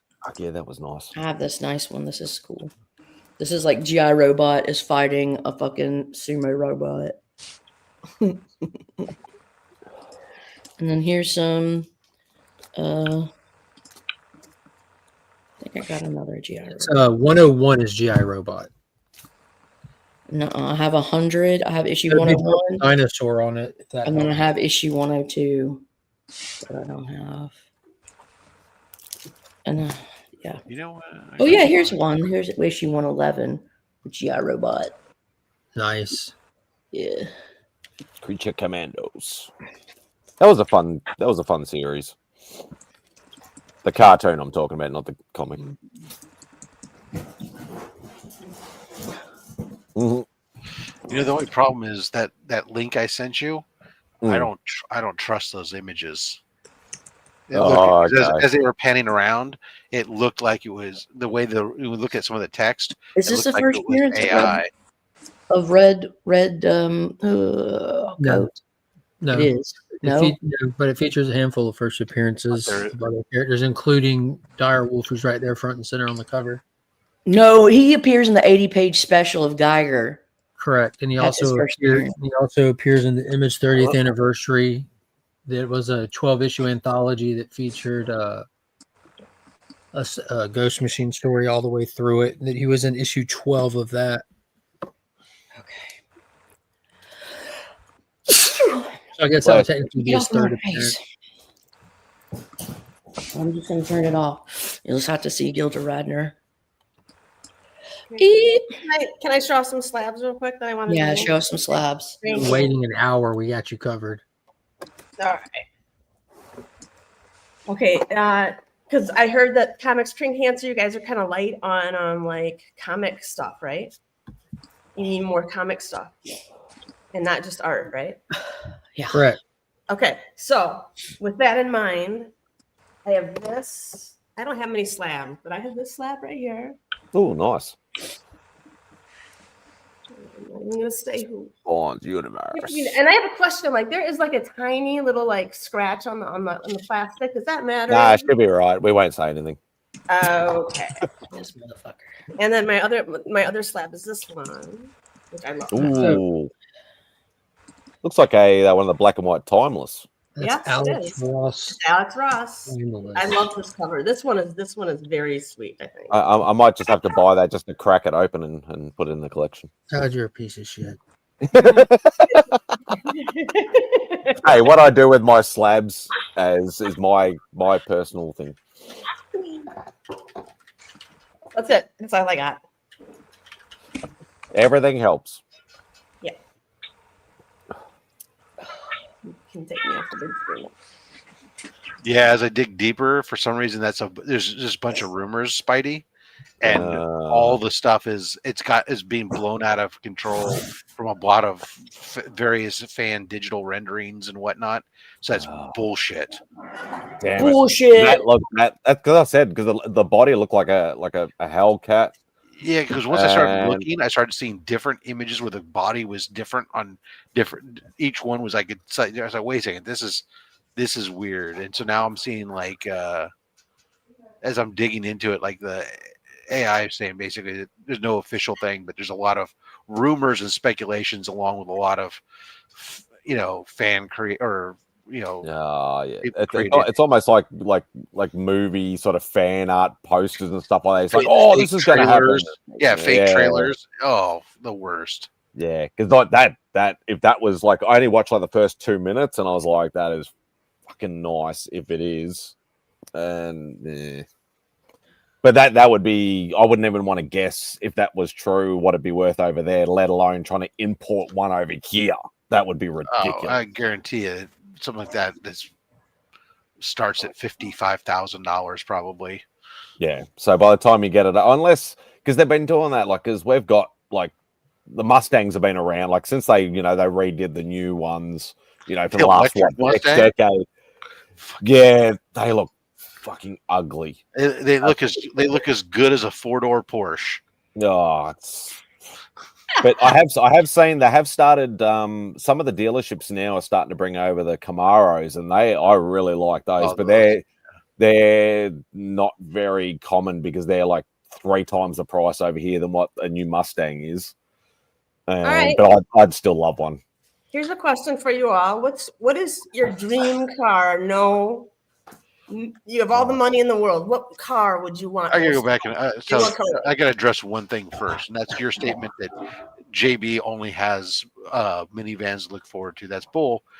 He also can look at Suburbans and other large SUVs, multi-row seating SUVs. Yeah. Like realistically, like most people would say, I want a Ferrari or a Lamborghini or one of them. So like I've always loved the VT Lamborghini Diablo from like the mid '90s. But honestly, it'd probably be like a Chevelle or something like that. What color? I love the traditional blue with the white pinstripes going down the middle or whatever like that. I've always loved that car. Or Eleanor. Eleanor's another one that's always been a bucket list for me. A Shelby GT 500. Rob, what about you? There's been several that I've always really, really liked. Part of me has always wanted to just be able to walk into a dealership in cut off shorts and a t-shirt and flip flops, and walk into an Aston Martin dealership and walk out. DB9. Yeah, we'll pay cash for Aston Martin just to see how they treat you. Differently. That always reminds me of Exit Wounds. Mark will probably know what I'm talking about. Yeah, I was just gonna Sledge just dropped it. I was like, but if I was gonna like pure American car or something, the '69 GTO Judge or a Super Roadrunner. GTO Judge. I don't think I know that one. Hang on, let me have a look. In the back of my mind are always there that I've always loved as a kid. For those pure muscle car. Yeah, Judge is nice. Yeah, probably not. Justin, now that you are doomed to minivans and other large cars, what would your dream car be? Your what car? My dream car is a Volkswagen bus. Damn hippie. Say you have all the money in the world and you have an extra car. Just for you, what would you want it to be? A Volkswagen bus. I'm going now, isn't he? Mark, do you have a car? I'm with Mad Spidey on this. Eleanor from Gone in 60 Seconds is my dream car. Yeah, JT 500. The Geo Metro. You want all 3 cylinders, Lady F? Hell no. Izzy, what would be your favorite car, your dream car? I like to travel on a prayer. The Bat Tumbler. Hey, what? Realistic cars. Dude, that's that is a realistic car. That's it's quite literally a real car, yeah. That's a real car, and I will love it because I will park it every damn place I could park it in. Yeah, but then we can't make fun of you being an Uber driver. Yeah, but you'll be making fun of everybody else getting their car crushed. Until someone puts a chocolate milkshake in the back. I can guarantee you'll get a personal link to Spidey's Outback every week, and I'll get my ratings will go through the roof. Is he driving on his Batmobile in New York? He never leaves it. Catch you there. Izzy, you know what you need to do more? You need to cross-dress more. Sure. Like you would be really good in a role like Dustin Hoffman played in Tootsie. Thanks. Appreciate that idea. I don't know why. I just feel like with your thick New York accent, we need to soften you up with some drag. The Mustang from Bullet. That's another good one. Yeah. Nice. 60, you guys are still called. I don't care about cars. 66, I think. I know you don't, but we like you anyways. I don't care about bullets or guns. I don't know. But you care about your Magic the Gathering. Well, I care about you boys. You men. I care about you men. The things you care about. You know what? You're men with boyhood passions that you never let go, just like I am a woman with girlhood passions that I never let go. Can you list 3 of those things? My passion: unicorns, comics, and organization of any type of trading card. So a Trapper Keeper with a unicorn on it. Nailed it, Lisa Frank. Keep your heart out. Brought that all together like that. Seems to be right. Yep. Trapper Keeper. It's not a unicorn, but it's Frodo. I do have a Trapper Keeper. One car that I definitely would. I'd love to just see whether they would be true or not. Like I know, obviously, it's demolished, but Little Bastard would be to see whether the jinx is true or not. And a lot of people are like, "What's Little Bastard?" Yeah. Rob probably knows what it is. You don't know what Little Bastard is? His son. I don't recall it off the top of my head. James Dean's 1955 Spider Porsche. Oh. From Rebel Without a Cause, or just his fucking Porsche? You just want it so you could drive it to see if it killed you. Yeah, pretty much. I think it was a cool car. It was a really cool car.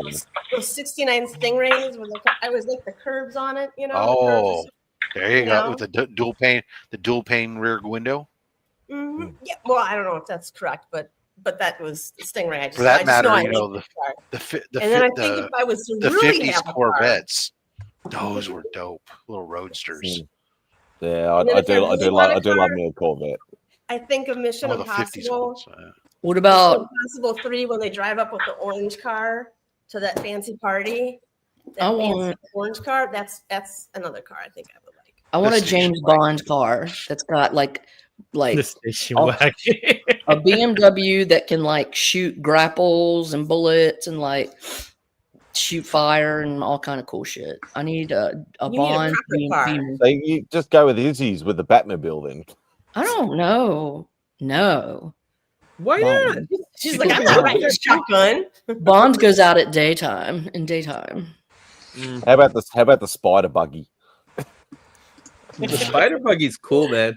Only if it can drive on walls. A motorcycle with just a sidecar. Oh wait, That's, what is that's the the best ghost? thing about the Tumbler, right? The That's the best thing Ghostbusters about the Tumbler. mobile. When you- Some what is it, days you just Ecto- want to ride a motorcycle, Ecto you just take the Ecto 1. motorcycle out. I want an Ecto 1. I have a friend who has a DeLorean, and he Does actually he also have a horrible cocaine cars. problem? Yeah, DeLoreans are terrible cars. he inherited it from his father, and it is a terrible car, but it still worked. And he drove me to the Unless, of course, Give me a Justin ride. gets the one that's powered by Mr. Fusion. Yeah, That's Mr. the only Fusion- one I accept. He drove Yeah, me to Mr. the Fusion, it has a airport. flux capacitor because even the flux capacitor Yeah. doesn't work. No. The movie proved it. But it was And- cool to drive in the car because every single person we passed was like eyeballing the car, like, oh my God. It worked, just not reliably. I had a friend By of the mine had a- way, the just for giggles, 40th had a souped-up anniversary of that Yugo. movie. The 40th anniversary is in November 1st. We're actually buying we bought tickets to see it. Back to the Future, Leah Thompson. You rule. Mhm. Crispin Glover. Oh God, what a fucking movie. It's a classic. Yeah. Why is this book? Why did this book go up this week? There's like all these books that make sense in Key Comic Collector that have gone up this week. This is one that went up and it makes 0 sense. It's issue 30.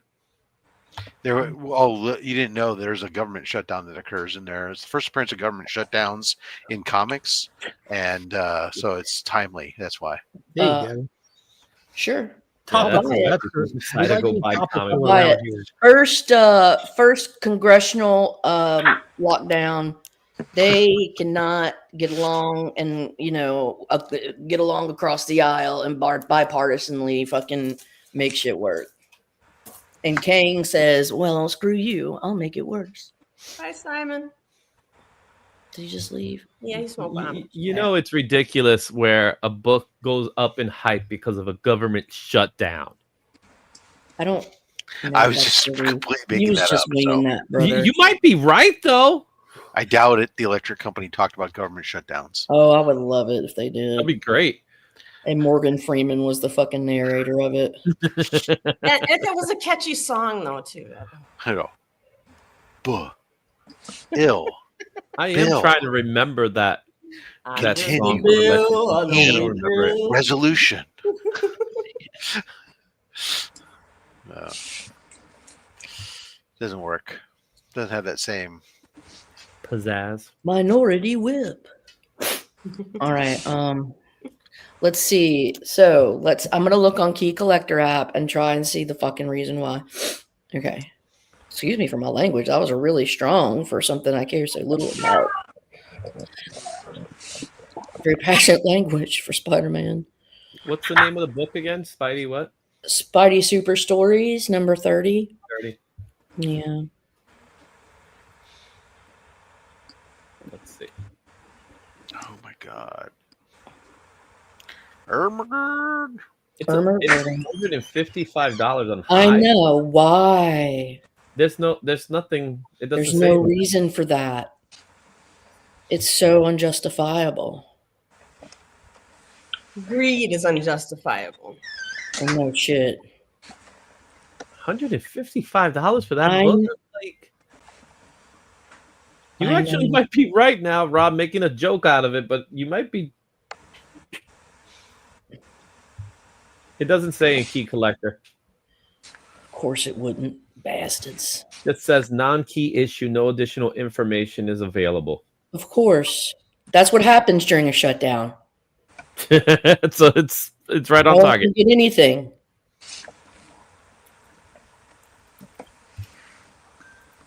Justin, what are you working on? Well, first I'm going to turn the monitor off because my wife is out of the shower. Oh, sorry. She's fully dressed. She has gotten out of the shower, so I don't have to watch the baby anymore. So, Lady F. that sounded completely different in my brain. So I don't know why Key Collector has it at a high of $155, but it last sold for $24 on September 30th. So the book's about $20, and the most common slab is a 9/4, which is $54.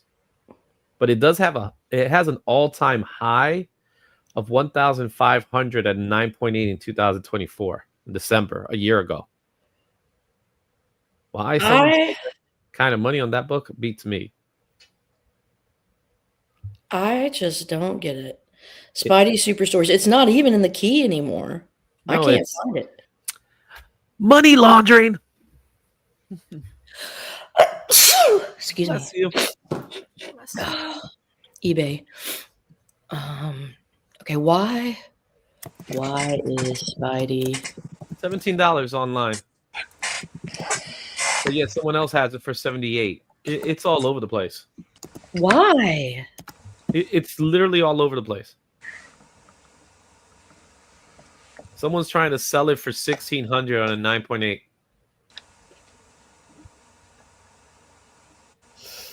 It says the first Webman. What the heck? Is there a character named Webman in there? Green Goblin, kidnaps Mary Jane. I think you may have a video here of a book that no one understands why it's making money.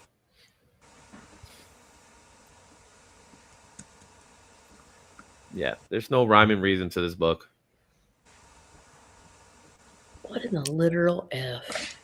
And yes, before you asked the question, Mark, I did see the episode and I loved it. Yeah, it was really good, man. Oh, Peacemaker. I'm not caught up. I haven't watched since episode 5. John Cena is a hell of an actor. Is he stepping up his game? Well, I was impressed. He keeps doing it through this show. You know what I mean? Yeah, he knows how to cry. He knows how to cry. Now I'm looking forward to that last wrestling match, just to see. Ain't nobody talking about wrestling over here, is he? But I want to see him cry in his last match. Go ahead, Caroline. I want to see him cry in his last match. What were you going to say about this man's acting, Caroline? I'll say the man is capable of an Emmy, and you you're getting in my way, and I just think you should let him shine because he needs that ring. No, I'm shocked to see somebody that traditionally came from the wrestling realm, which is corny as fuck. But you see this man. You see, this man is like, dude, he can act. Chops. You got chops. Izzy, what were you going to say about his final match or whatever? Say what again? What were you going to say about his final match? I think in his final match, he should cry like that. Just someone hit him one time, he just starts crying in the ring. Just starts crying like that. Yeah, that'd be fun.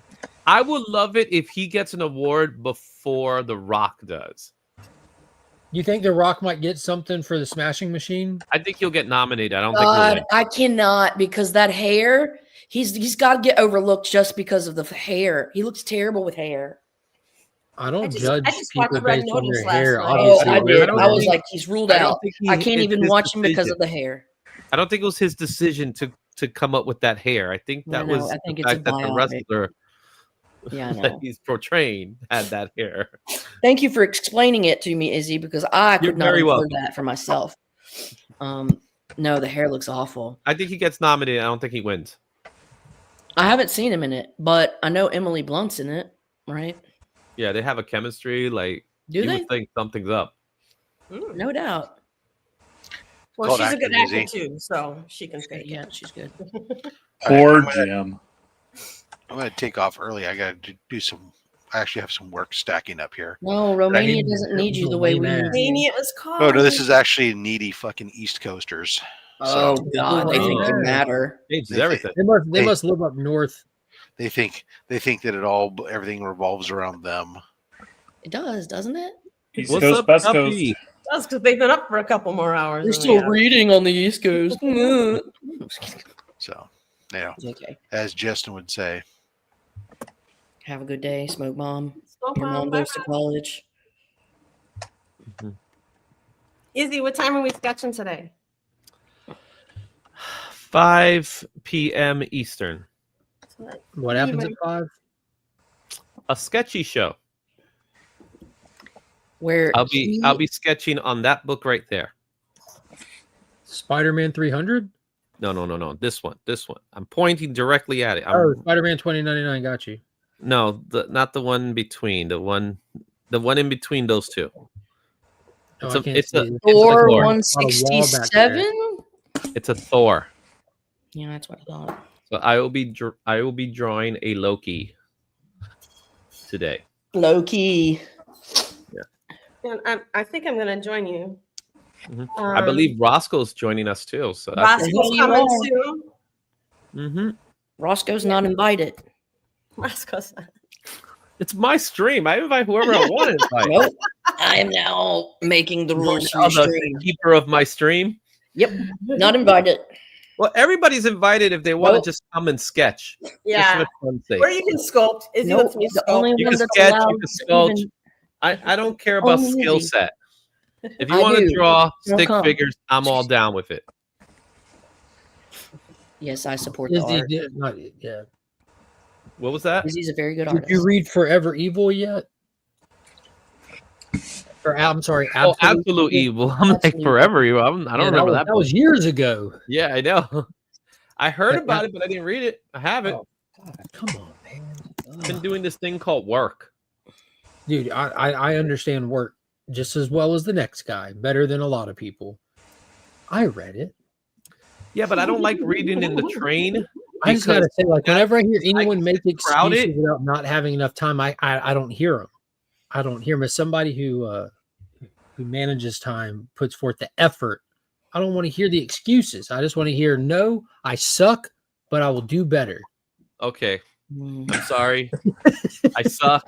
Don't you ain't got I to do would that. do better. I'm just messing with you, man. I I'm very thank you excited for you to Need read be it, though. accountable to my reading habits. I'm very excited for you. Who to wrote read it? Don't forget whose stream you're on, Izzy, all right? Al Ewing. It's a one shot. Ewing, yes. Yeah, Al Ewing's writing Absolute Green Lantern. He wrote it. But what it is, it's the first he kind of also like Venom. special that we've gotten underneath the Absolute banner, because we've All had the the bad Absolute, guys.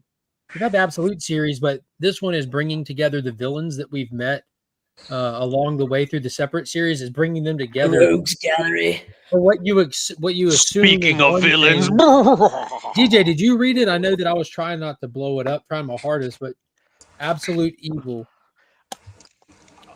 Yes, I Oh did. God. I Lady did Corn read it. Muffins here. Are you eating a corn muffin right now? Is that why your screen is on? Good morning, Hi. everyone, but that person that said that. Milady. Milady. I hope your muffins are buttered. Good morning, my Ryan lord. Perry. My lord, fantastic. What? What? Yes, Thank you. Mark, I did read it. What did you think? I thought it was good. I thought that we're going into spoiler territory. Sure. Fuck. Then I didn't read. Nah, I read it. I thought the twist at the end. So it's not just flipping, like this universe is evil, Pages. but whatever. It's just like breaking it down to that omega particle and showing Amazing. how that's the basis of the entire universe and stuff like that. So it's not just good versus evil. It's crazy. It's I innate. think I got one of them Yeah. stuck in my butt. I think I Oh. have an omega particle. So with the whole Spit on it. Absolute world, Caroline, like it was created like by the Dark Side went on this warpath and this thing that kicked off all of this era of DC Comics, where he kind of was able to look into a deeper part of the universe and realize how he's a cosmic constant personification of death. Yep. And he realized that his Who potentiality, realizes this? Hold on. Dark Side, and he realizes his potentiality has been tampered with and stepped on by the existence of the multiverse. How in the multiverse there's all these different versions of yourself. There's not of Darkseid. He's a constant. There is but only one. So he goes on this tirade to access his self fully, and that includes him wrecking havoc, like building the wish machine. He goes and snatches the spirit of vengeance out of Jim Corrigan and tethers the Spectre to himself forcefully. Like he literally just does. He goes on a warpath, ultimately culminating in what you assume is his death, but it's not. Mm-hmm. And he's been presumed dead since, but we as the reader saw that his death released Omega energy out into the cosmos, and he's still there in essence. And his essence, one of the side effects of it was the formation of the absolute world that is in a sense nothing but a piece of him. So the world itself is built off Omega energy, and that's why everything's so different. Like Superman, like he's fighting for hope. It's not something that people hope for, kind of thing. Batman's looking for justice and vengeance, but he lives in a world that's anything but. Like that Wonder Woman raised in hell versus paradise. So it's not just a reversal world. It's nothing like Earth 3 where good guys are bad guys are good guys. It's literally ingrained in the very fabric of existence that the natural order of things in this world is chaos. That's what's supposed to be. That's how the world operates. If everything's going correctly, things are going as we would perceive them terribly. Yep. So like what you said, Superman fighting for hope. So with Superman. Oh, DJ Corn Muffin. I know. Hey. At least his face isn't on there, so I thought it represented at least. I appreciate that. That's me eating a muffin. Coming up what on. Were you saying, DJ, with Superman fighting for hope? No, like you said, with Superman fighting for hope, like people are going to see him. So it's not like he's trying to like rally the masses and rebel against authority. No, like everyone, the masses are going to see him and be like, yo, dude, what the hell are you doing? Like, that's just wrong. So they're going to view him fighting for hope as a criminal act. Mm-hmm. And it's not just like the authority. It's everyone will be like, yo, this guy's wilding. Yeah, you're fighting against nature by doing what we perceive as correct and right and moral. Then I'm like, dude, that's amazing. And that 2-page splash, you know, they do these great 2-page splash title pages in the absolute stuff. I saw it coming. I'm like, oh my God, this is amazing. And then the realization that the Joker has, that he has a self-realization moment when he's explaining this to them, that he's the way he is because this universe is kind of built for chaos, and him realizing that it's almost like he realized the only reason he's sane is because this world is chaos, making him by nature an insane person. I don't know if you caught that little it's kind of like an add-on to the concept. Like if this is the case, which he's this genius kind of thing, that means in an ordered world, he's a complete basket case, and he knows that about himself. It's kind of wild. So then, speaking of the Joker, because we saw like the way he looks sort of like this demonic creature type thing in Absolute Batman, and here he was just in a regular human form. So does he like shapeshift? Well, if you go back to Absolute Batman issue number 5 or 6, I think the last page, you get like a little teaser of him sitting in that chair hooked up to that machine, looking kind of grotesque, with almost like he's like feeding off of. I don't even want to go down the road, but it looked like fetuses and stuff. It was wild looking. I don't know if you remember that. I think he's either experimenting with himself under Arc M or something like that. Dude, stem cells. I experiment with myself all the time. All the time. Every day. You don't see me around, I'm experimenting with myself. Classic Caroline. Yeah. Scientist. Come on. She's always doing experiments. She's a scientist. So was Victor. Theories and shit. So was Victor. Frankenstein. I saw the fucking Freeze. Guillermo del Toro. That right there, DJ. There you go. Frankenstein. But see what wrapped around him. Organic matter. You can see faces and stuff. Baby faces. Yeah. So he's like taking their life force on their blood. And this is clearly like they're adrenochrome. Yeah, he's in some kind of form between just the smiling man who just looks normal and that lizard-esque Joker monster that we've gotten teased. That's the Joker. Gross. Yeah. He's got cancer. Oh, You've got a growth. well, hopefully we can help him. Jesus Christ. Mark, I read it this morning. I don't know. We'll have to get some clinical studies up to treat that. But that's the So- Joker behind Mhm. closed doors in a one shot. The only other times we've seen him, he's like a rich businessman called the Smiling Man because he never jokes around. This is what he's normally presented as. Mm-hmm. He looks like the guy from Demon Slayer. He does. The K-pop Demon Hunter. No, I'm talking about Demon Slayer. He looks like the guy from Oh. K-pop Demon Hunter. Also, If that's the They all look the Joker, same. he looks like a twink. He looks like the dude from BTS. He's a twink. I think you have something to share, Mark. That's there that you would like to share. nope. I think you'll change your mind when you see it. I can see it. I already said nope. We haven't done the announcement. All right. Well, it's been done. Yeah. Well, then I need you to send it to me directly so I can do the thing and post the link into the group chat. Yeah. Oh, no, I got no. Hey, it's his thumbnail. I know. I'm just fucking on. Okay. Yeah. I'm about to say like yeah, I'm very, very specific with what I need and I stick to it. I'll just be a repeating recording. I need links and I need thumbnails. I need links and I need thumbnails. And it's for a reason because we have a schedule for our plan so that we get everything off the extensive checklist of to do things. But yeah, the lineup will be dropped I think Monday. Well, I don't know. We ought to drop it over the weekend because more people are off work and stuff, right?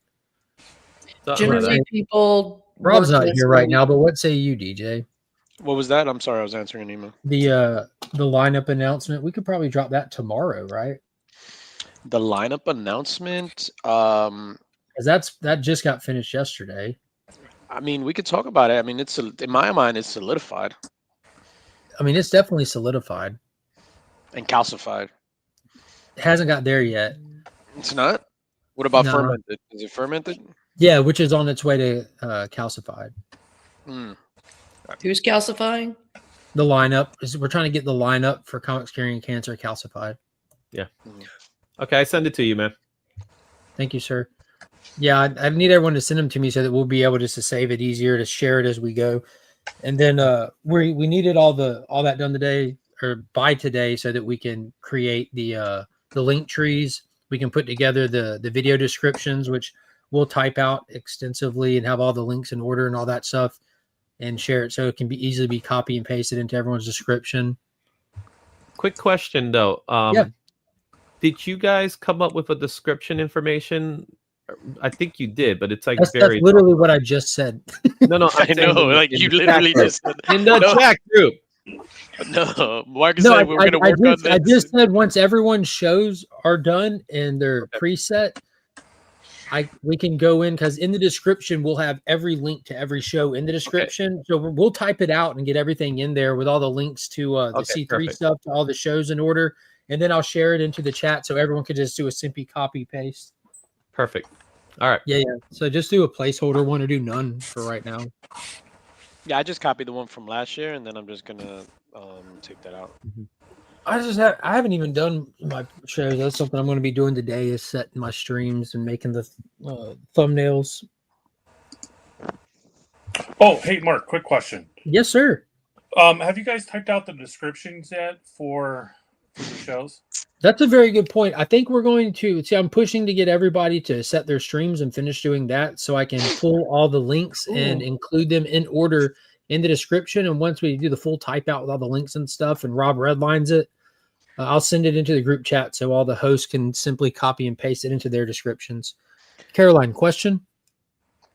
Dude, they just dropped some new images of Jupiter with like NASA like imaging technology. I just sent you the link. It looks really beautiful. Come on, X. I'm about to look it up. All right, I got to get out of here. New Jupiter photos. Yeah, I sent it to you. on Smokes. Instagram. They're fucking sick, aren't they? Yeah. I hope you're about to take a long walk on a short pier. All right. Wow. thank Dude, you. the colors on that Thank thing you. are amazing. This is all digital rendering, right? I mean, you know what I mean by that. This So, is yeah. No, I is don't know. this is this all like because you know how there's a difference between they have these deep space photos they can take, but they also have just like the data that they just like make a digital image out of the ones and zeros. Satellite technology, so I imagine the capacity and the resolution could be much more rich. With Hubble, you should be able to get these kind of images. No, it's the data. What's up, Clifford? Yeah, the data ones, like, they're super cool, but there's no different than watching Avatar at that point. This is just is just a CGI artist rendering of something. Yeah, get this Avatar bullshit out of here. Hey, you already cat's out of the bag, DJ. We know you're excited for it. Well, here's something that's a rumor. Okay. So with Avatar, they're planning to put an Avenger trailer before it.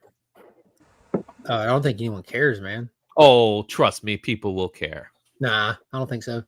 Yeah, just because you're the DC guy doesn't mean us Marvel guys. No, I love Marvel, but I'm saying like I can read the temperature in the room, man. Like people are Doomsday has a little bit of hype behind it. Yeah, I don't know. I think people are hyped, like they're hyped to see a train wreck. Nah, I disagree with that. I think I don't think it's a train wreck. wreck. I disagree with that. I think people have genuine excitement for Doomsday. I feel like all the other Marvel stuff, they don't care. I don't think they do. I think they're curious about WTF Robert Downey Jr. cameos, but I don't know, guys. WTF is people like you and me. Like this is your I don't Disney know hate. who you're surrounded by. I mean, I obviously don't know because sometimes I think we live on parallel earths. But I know the people that I'm surrounded by. I don't want to live in parallel earth. I use the thermometer around, and like the thermometer is they have real excitement for RDJ and Doomsday. So for the casual viewer, the people outside of this casuals are done. You know what? Why do we even talk about casual viewers? Do we even know any anymore? Like we all just talk amongst ourselves, okay? We're not casual freaking viewers. Well, he's not referring to us, but casual viewers matters, especially casual viewers matter big time. Yeah, casual viewers matter big time in a movie like Me too, baby. Me too. With such a huge budget and stuff. You don't want to say not only are they aiming on a budget level to get the people that will see it no matter what, they need the general audience to come in and pick up the slack and the difference between the diehard fans and the normies, because for the longest time the MCU has been earning the views and the money from everybody, the comic fans, the deep lore fans, the normies, the passerbyers, the walk up buy a ticket people. They've been getting all of that for years until the last 2 years they've had this steep decline and they've lost all the normies. The normies don't give two shits about Secret Wars. They might be curious and scratch their head when they find out Robert Downey Jr. is coming back, which normies probably don't even know that that's a thing. Normies we're talking Doomsday. Remember when he came out? I'm sorry, Doomsday. It's all about Doomsday. Room full of people lost their goddamn minds. Okay, like those people love that shit. Rewind, so it's going to be people that I missed what he said. Say it again, Cliff. Remember when they did the reveal and he came out and took the mask off and it was Robert Downey Jr. and that room full of people lost their goddamn mind? Yeah, I will point out though, to that point, if Cliff went to a dog grooming convention because you're tagging along with a friend and you go sit down and you're listening to someone talking about sharpening scissors and on this panel and you couldn't care less, and a guy dressed as a furry comes out to help present the products and he takes his head off and it's Robert Downey Jr., the room would erupt because it's Robert Downey Jr. Period. I actually agree Robert to that Downey point. Jr. is not The Rock and he's not Robert Downey Jr. is a mega celebrity that can erupt the room the mega anywhere celebrity. He will draw people to Doomsday. I believe it. So you have those that are curious, those that are pessimists, and those that are optimistic. You got everybody. That's gonna go see it. No, but I resent that because I am pragmatic.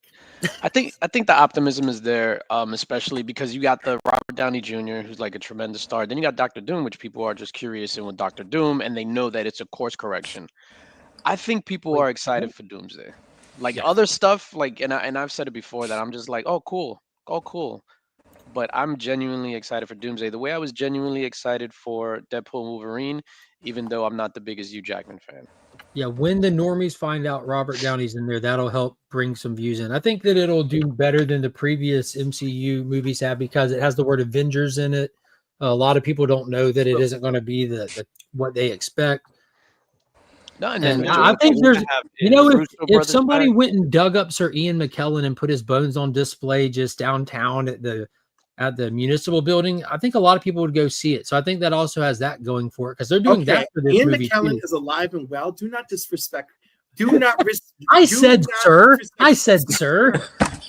No, Ian man. McKellen. He is a knighted individual in the United Kingdom. I said, And they sir. give those knightings to everybody these days, All right, man. Everybody Everybody gets those.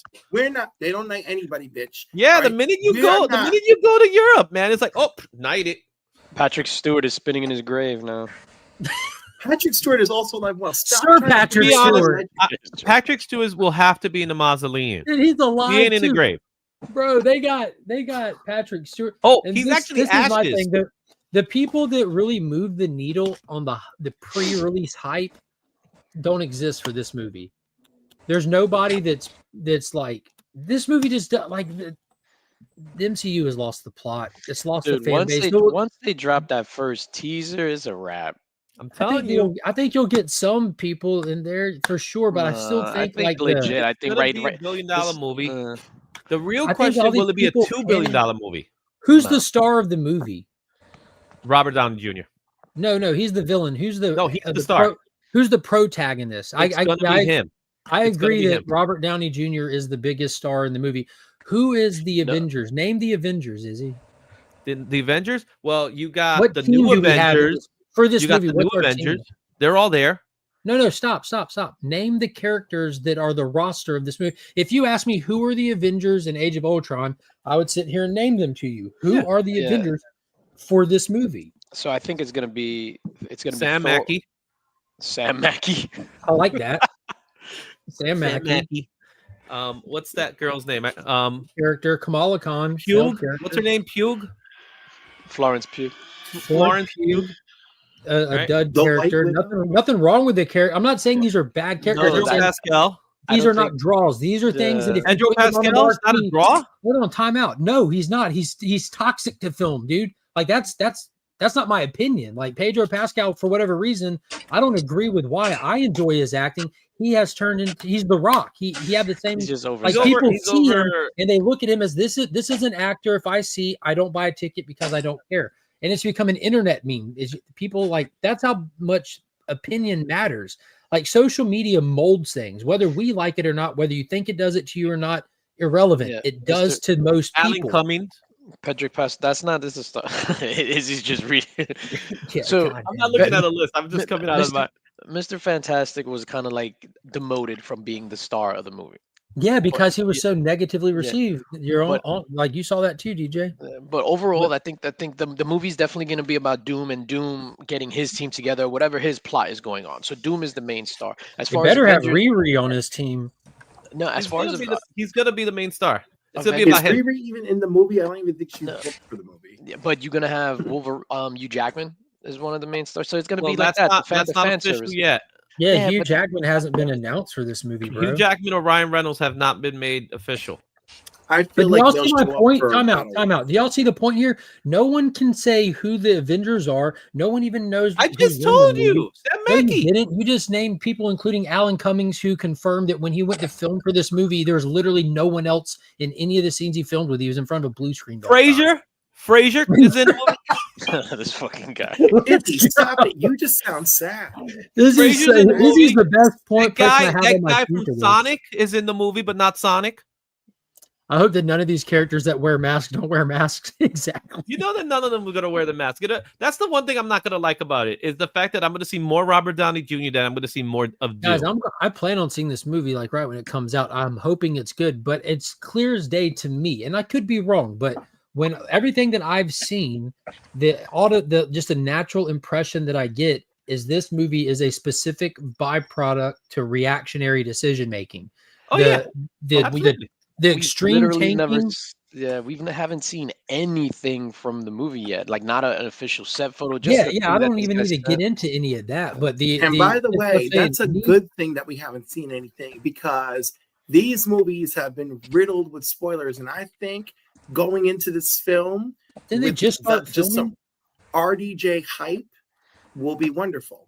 I wish they didn't even he didn't even do that thing at SDCC. So imagine Yeah, you they go see should have saved the it. movie and Doctor Doom takes off his mask and it's him. Like you wouldn't be able to hear anything in the movie theater for the next 5 minutes. Like I But wish we they. have we have them reacting to the drop and decline of the MCU reception with the audience. We have an entire cast across the MCU that people don't really care about. You have people just kind of homework watching this stuff to a large degree. Not saying that they homework watch it and hate it all. There's some they enjoy, a lot they don't. You know what I'm saying? Vice versa, different strokes, different folks. You don't have any of their tentpole characters forefronting anything.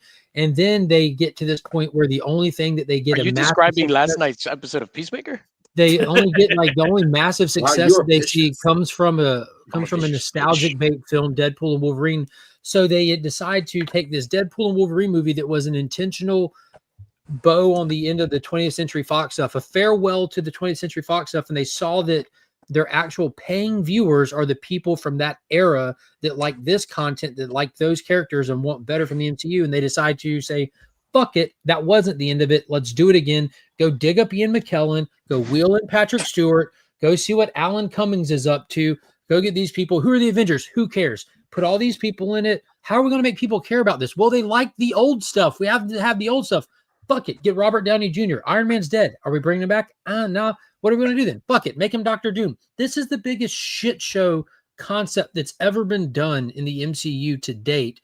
Not saying it won't be fun, nostalgia bait, cool action scenes here, but it does not have the emotional attachment, the fandom attachment, anything whatsoever that any of the projects prior to it has. It's like going to the Golden Corral. There's no quality here. There's a lot of variety there. It's too early. In a fairy dusting of fairness to the MCU, their last two movies were actually quite good. Yes. You know, I don't disagree. I do not disagree. So maybe, just maybe, they're taking this hodgepodge shit show that they've created, and they'll give us something of some type of quality. May I just point out, I don't like normal talking, Cliff. Like, you're in the office? Yeah, you're not in my channel. And like I said, that's just my knee-jerk reaction to the announcement. It is a cash grab. I agree that it's a cash grab. It is the biggest cash grab you could think of. I'm extremely disappointed with the reveal of Robert Downey Jr. I found that absolutely smacked of desperation. I'm sorry. But if you were sitting in that room when he pulled that mask off, you would have been on your feet cheering. Like I would have too. And then as you walk, I want to see, like I want to see you're Cliff looking like at it like, this. oh, what the hell? Yeah, exactly. Then you start walking out in reality sets. And yeah, like, they're just like, wait, did what? they just say? Exactly. Did they just say he's Doom? Yeah, I agree with everything you're saying, but I still believe this movie is going to be huge and people care. Based on what? Based on the fact that there is a hype behind it. There's a hype in so many different levels. There's a hype of we want to see this movie. We want to see if the Russo brothers can give us another banger. We want to see if Robert Downey Jr. is worth this story that they're coming up with. Like, no, we want to see if it's going to be a crap show. they want everything. Well, that's what I said. Like, there's people that'll be curious. There's a difference between people curious watching and hype, I think, is what I'm trying to make a distinction between. It's both. What do you, if on a scale of 1 to 10, what was the hype for Endgame? I'd say it was a 10, period, right? Oh, yeah, 10 without a doubt. Yeah, so what do you think the hype was for the first Avengers movie? Like in terms of like all the hype in cinema history, I think the first Avengers movie had to be like an 8, right? Well, no, it wasn't. The first Avengers movie had a lot of hype because we've been wanting it forever. Yeah, the first Avengers movie did not out-hype Endgame. Yeah. Nothing in the history of cinema has out-hyped Endgame. Avengers was the biggest movie of its time. Of any time. But the Avengers it was the first one. I'm talking about the first one. But with the first Avengers, we didn't know what we were going to get. So we were all excited about it, but there was also a bit of trepidation as well. You didn't have half the amount of people on board either, right? Like the viewership of the MCU more than tripled between the first Avengers and Endgame. Like it was you brought in so many more people between then. Mm-hmm. Mm-hmm. Yes, I would say that the hype for Avengers 1 was an 8. Yeah, that's what I'm saying in comparison. So I think that the hype for Doomsday is a 5 at best. No. So if you're gonna do it like that with like a set scale, just with comparing it to other Avengers, Endgame being 10, Avengers 1 being 8, and this is a set scale. Yeah. I'm gonna agree with Mark. If the scale is set, set scale, only Avengers movies, because it's not fair to compare it outside that. Avengers like 1 has got to be like, I think Infinity War was probably a 9 because we knew we're like, because like by then the fandom was there. Everywhere you go, you're seeing it, you're talking about it, like normies are in on it, like everyone. It was massive, and we knew that this is part 1 of the big finale. There was so much hype for Infinity War and Endgame that Captain Marvel made over $1 billion because they lied to the audience. Well, don't forget Ant-Man. Ant-Man and the Wasp too. Like, they benefit from it.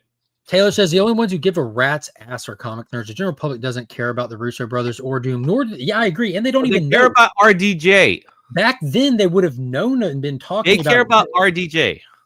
MCU is not water cooler conversation anymore. That's my point. Is like the brand is, people are apathetic compared to what they used to. Because we not that we grew up. I don't know. It was just weird because we grew up with it. So it's just like I don't feel like influx of like the new generation. Even though we bring our kids to it and stuff like that. Like they don't care about it because they didn't grow up with it in comic books like we did.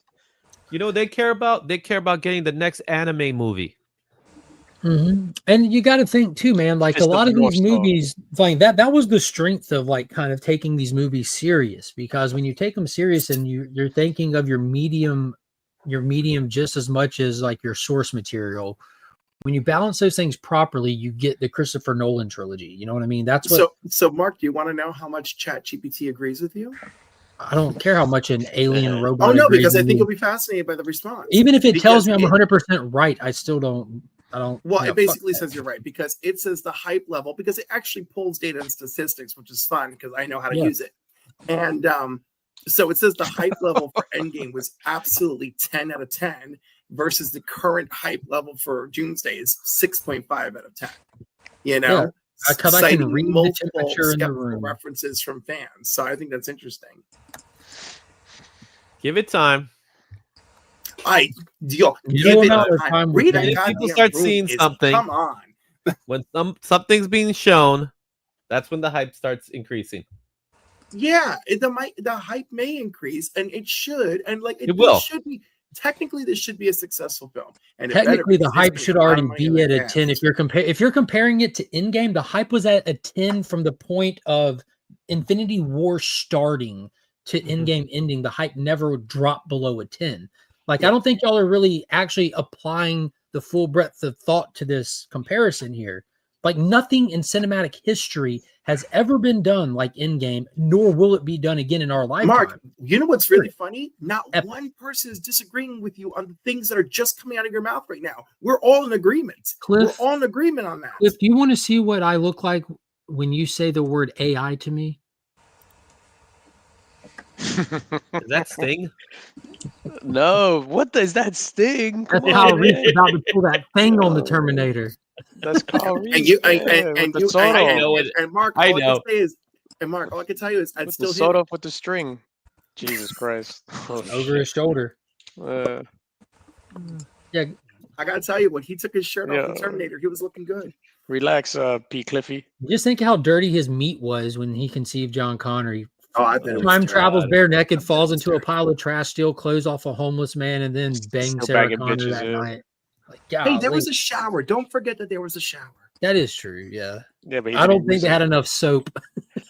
It doesn't matter. Sometimes water does the job. You just I'm with Canadian here. Just bring in Will Smith. That'll make it awesome. My man came. Oh no, Will Smith is also on the semi-toxic treatment. Yeah, just get everybody that's toxic in the movie. Everybody. Get Will Smith. Call in Kanye West. See if we could get some music from Sean Combs. Just do all that. Get all those people. Just do it. People will turn. Yeah, tell her that he's Dr. Doom and see what she says. Like, she probably won't even know who's Dr. Doom. Yeah. What do y'all think of this phenomenon of just the internet just randomly turning on actors? You know, it happened with The Rock. He hit the status of the highest paid actor in Hollywood, and simultaneously the internet memed him to death to where he turned into an anti-draw at the box office, where people thought it was the overnight almost. It felt like the social norm was to make fun of The Rock, criticize The Rock, and pretend like he doesn't produce entertaining content, which he had always done at that time. Drewski. It's because of his politics, man. It's how he. I'm not asking about why it happens. I'm saying, like, what do y'all think of the phenomenon? I think it's BS. And Izzy, I disagree. I don't think it had anything to do with politics. No, I'm not talking about politics. I'm talking about his politics. It's how he does things. Well, no, the way he moves in the industry. The way he likes to swipe it and tries to do things. The biggest problem here with him and Pedro Pascal, there's too much of them. They become the hottest thing. Everyone wants to capitalize on them being the hottest thing. We get too much of them. Everybody gets sick of them. The only thing they like to watch, the only thing people like to watch more than a hero rise is to watch them fall. You know, and then they watch and call them the Toxic Avengers. Yeah, that's I agree. I think when people reach the pinnacle of their career, whatever it is, like obviously the next progression in that journey is downfall, and people want to see the downfall because the downfall is more. Who are we talking about? To catch you up, Drew, we're talking about the social media phenomenon on almost overnight turning on perceived popular performers, like how The Rock went from being just the highest paid actor in Hollywood to just one summer it became the norm to meme on him, joke on him, and if he's in this, I don't want to see it. Now it's Pedro Pascal. He's under that same kind of thing. Do you think it's kind of just like on a sociological level, like if there's a certain percentage of haters you're always going to have, and there's only X number of people that pay attention to you, your hater pool is pretty small. But once you become so polarized, you have the same percentage of haters, but now that percentage is vastly larger total number of people that just take over with the whole loud minority concept. They're the minority, honestly, but it spreads so easily. I think it's more the mathematical law of averages. I think we talked about this last week with Pedro Pascal. It's like he's just in so much stuff that a percentage of it just has to not be good, just out of the law of averages. You can't make 100 movies and they all be 5 stars. It's just not going to happen. Yeah, it's not especially fair expectations. Right. I would say especially not in like today's media market where like you're looking at all of these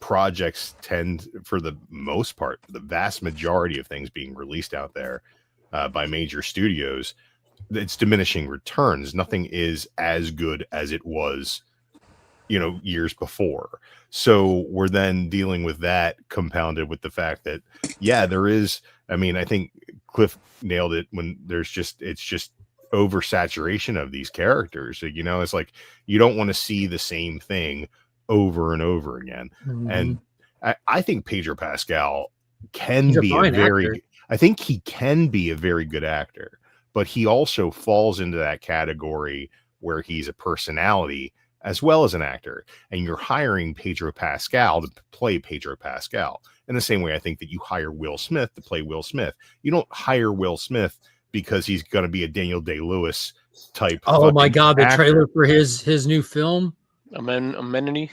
Oh my God, the one with Sean Bean. Yes, his son directed it. Yes, and and he wrote it together with him. Yeah, so I'm excited to see that. Yeah, when Daniel Day-Lewis decides to come out, you don't miss it. Yeah, but that being said, I certainly am not going to go see that in a theater.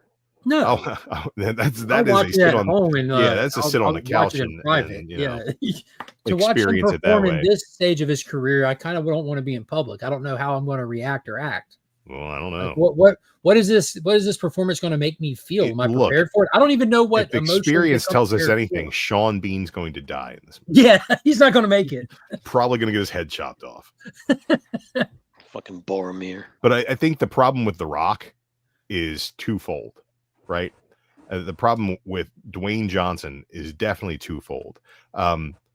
People love The Rock for what The Rock used to do and who The Rock used to be, right? They have people who are huge fans of The Rock don't necessarily love his movies. They love when he told people he's going to shine something up, turn it sideways, and stick it straight up their candy ass. They love him because he would go, they love him because of the Al. I love You're him for the telling me tooth this fairy. jabroni's name is Al? Like that, The Rock's promos in WWE in the late 90s, early 2000s put him on the map of popular culture in a way that nobody can ever take him off.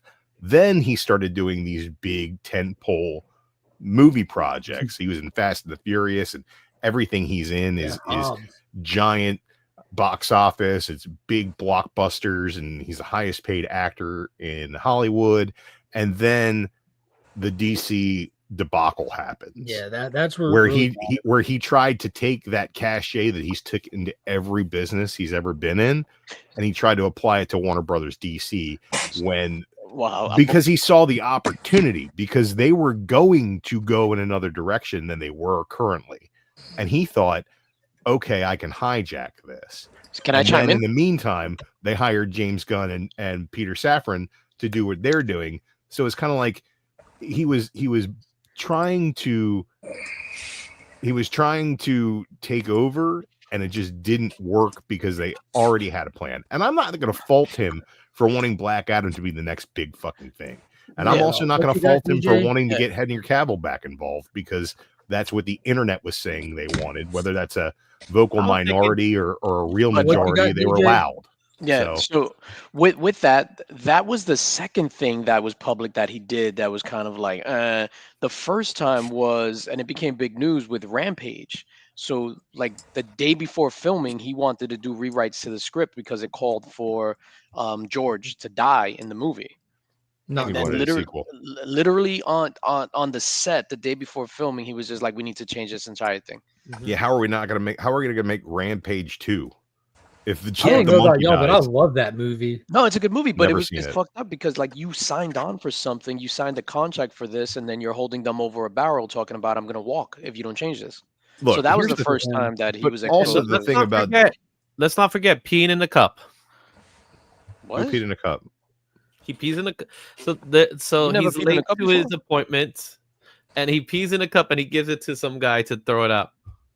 Well, that's cool. Here's the thing: he's very much like a Will Smith, where he's got this facade of a personality or something. Yeah, prima donna. I don't know if he's so much a prima donna as if he's just a repugnant human being. He seems like a very disingenuous, repugnant human being, and I don't give a shit if somebody's a bad person. If they make entertaining content, I'll watch their content. I don't care if Sean Connery likes to hit his wife. He's great in everything he's ever been in. I can separate the art and the artist, sure. So you be writing that R. Kelly? Yeah, I don't give. Well, I don't think R. Kelly's art is any fucking good. Looks at his Hitler art prints. R&B singers are a dime a dozen. They all do the same thing. I just think he's disingenuous. I think he's got this fake I give to charity, I help the little guy. Yeah, the last couple of years haven't been kind to people who are perceived as disingenuous. There's been a big shift in that in all kinds of media content. I agree, yeah. And a lot of it comes with the people, because you just mentioned charity, like doing charitable things and always having a camera crew there for those charitable things. Right. Like no matter how small it is, there's a camera crew there capturing that moment for you. Or just make sure your hashtags are right when you do it on Instagram, so everybody sees it. Like that's not, for me, that's not what life's about. And if I had $1 billion, Drew, can I ask you a question? I would be genuinely mean to everybody, but probably do more good in the world. Oh, shit, boy. You might have missed it right as we were right before you hopped on, but if the hype level for Avengers Endgame is what we call a 10 out of 10, like a fixed scale 1 to 10, Endgame was a 10 out of 10, the hype for that movie. The first Avengers, probably an 8 out of 10, because the fandom built, the looking forward to built for Endgame. But if Avengers 1 was an 8, Avengers Endgame was a 10. As of today, what do you think the hype for Avengers Doomsday is? For the general public? Totality, for everything, not just your personally. Personally, I think it's very high. As far as the way I see the public seeing it, probably a 6 or a 7. I think that people are excited that we're going to be going back to what the form was, but I don't think that people are as excited for it as they were Endgame. It's like, will it be good again? I think people are confident that it will That's be a good way again. to put it. Will it be good again? I like Right. But I don't think people are like, it's not 10 years in the making. This is the final chapter, so there's no way that the hype could reach Endgame levels. No, and I don't think it's going to reach correct Avengers making. levels because it's going to be bigger and more bombastic than the original Avengers was. Mr. But Bombastic. Avengers, quick, I do have a Mr. question. Boombastic. I do have a sure, question. What is the like with Avengers, the roster was Cap, Iron Man, Thor, Hulk, Black Widow, Hawkeye. What's the roster for the Avengers for Doomsday? Who's on the team? It's everybody. It's everybody. No, I mean, have you ever Avengers played a team. character in the MCU? You're on the fucking team. I think that's the problem, is that it's because Avengers is like, oh, we never got this big team movie before that we all built up to, right? Drew, how do you feel? And Endgame was like, we were going to see the end of this big saga, and this is more like, how are they going to take the pieces of the puzzle that they've been giving us for the last 6 years and make it into something worth watching? You know what's crazy to that analogy? Like they after Endgame, they started putting pieces of a puzzle down, and then about 3 movies in, they just dumped a different puzzle piece on top of it. Then about 3 more movies, they dumped another one, and now there's not a fucking puzzle. I think the problem is they lost the ability to stay the course after they've lost the plot because there's been too many turns. And it's like all the things that I wanted out of that next phase, they've kind of been like, it's not going to happen. Like Blade, Black Knight, Star Fox. These are the things that got me excited. I like Eternals. I think that if you don't like Eternals, you just don't like good movies. And I mean, and that's as a Marvel shill. I'm a Marvel shill. I don't give a shit. Call me what you want. I'm a fanboy. It's okay. I'm all right with that. I'm comfortable with that. But I've enjoyed just about everything they've done. There have been the exceptions to that rule, but I've enjoyed most of what they've done. But like the scene at the end of Shang-Chi, where they're like folding the Shang-Chi characters into the Avengers universe, right? That is, where the fuck has Shang-Chi been for the last 5 fucking years? Like, it didn't perform or get the reception. Well, here's the thing: to give them the confidence to continue with it. So that's why the actor also couldn't keep his mouth shut and just not be a douchebag on social media. Like, yeah, but that stuff didn't go too far. No, I don't think it did. But like, he didn't. He was back for zombies. They were trying to get him back out there a little bit because he'll be in Doomsday. But I think that movie is subpar. I think that might be the worst of the movies after Endgame, just because the third act is almost as bad as the third act of Wonder Woman. It's just really terrible. It's like a really good movie with good action and like somewhat grounded. Third act is wild. Y'all didn't like then Morris, it turns Morris it, and then it turns into fucking the third Pokemon. act. But Morris is in the third act.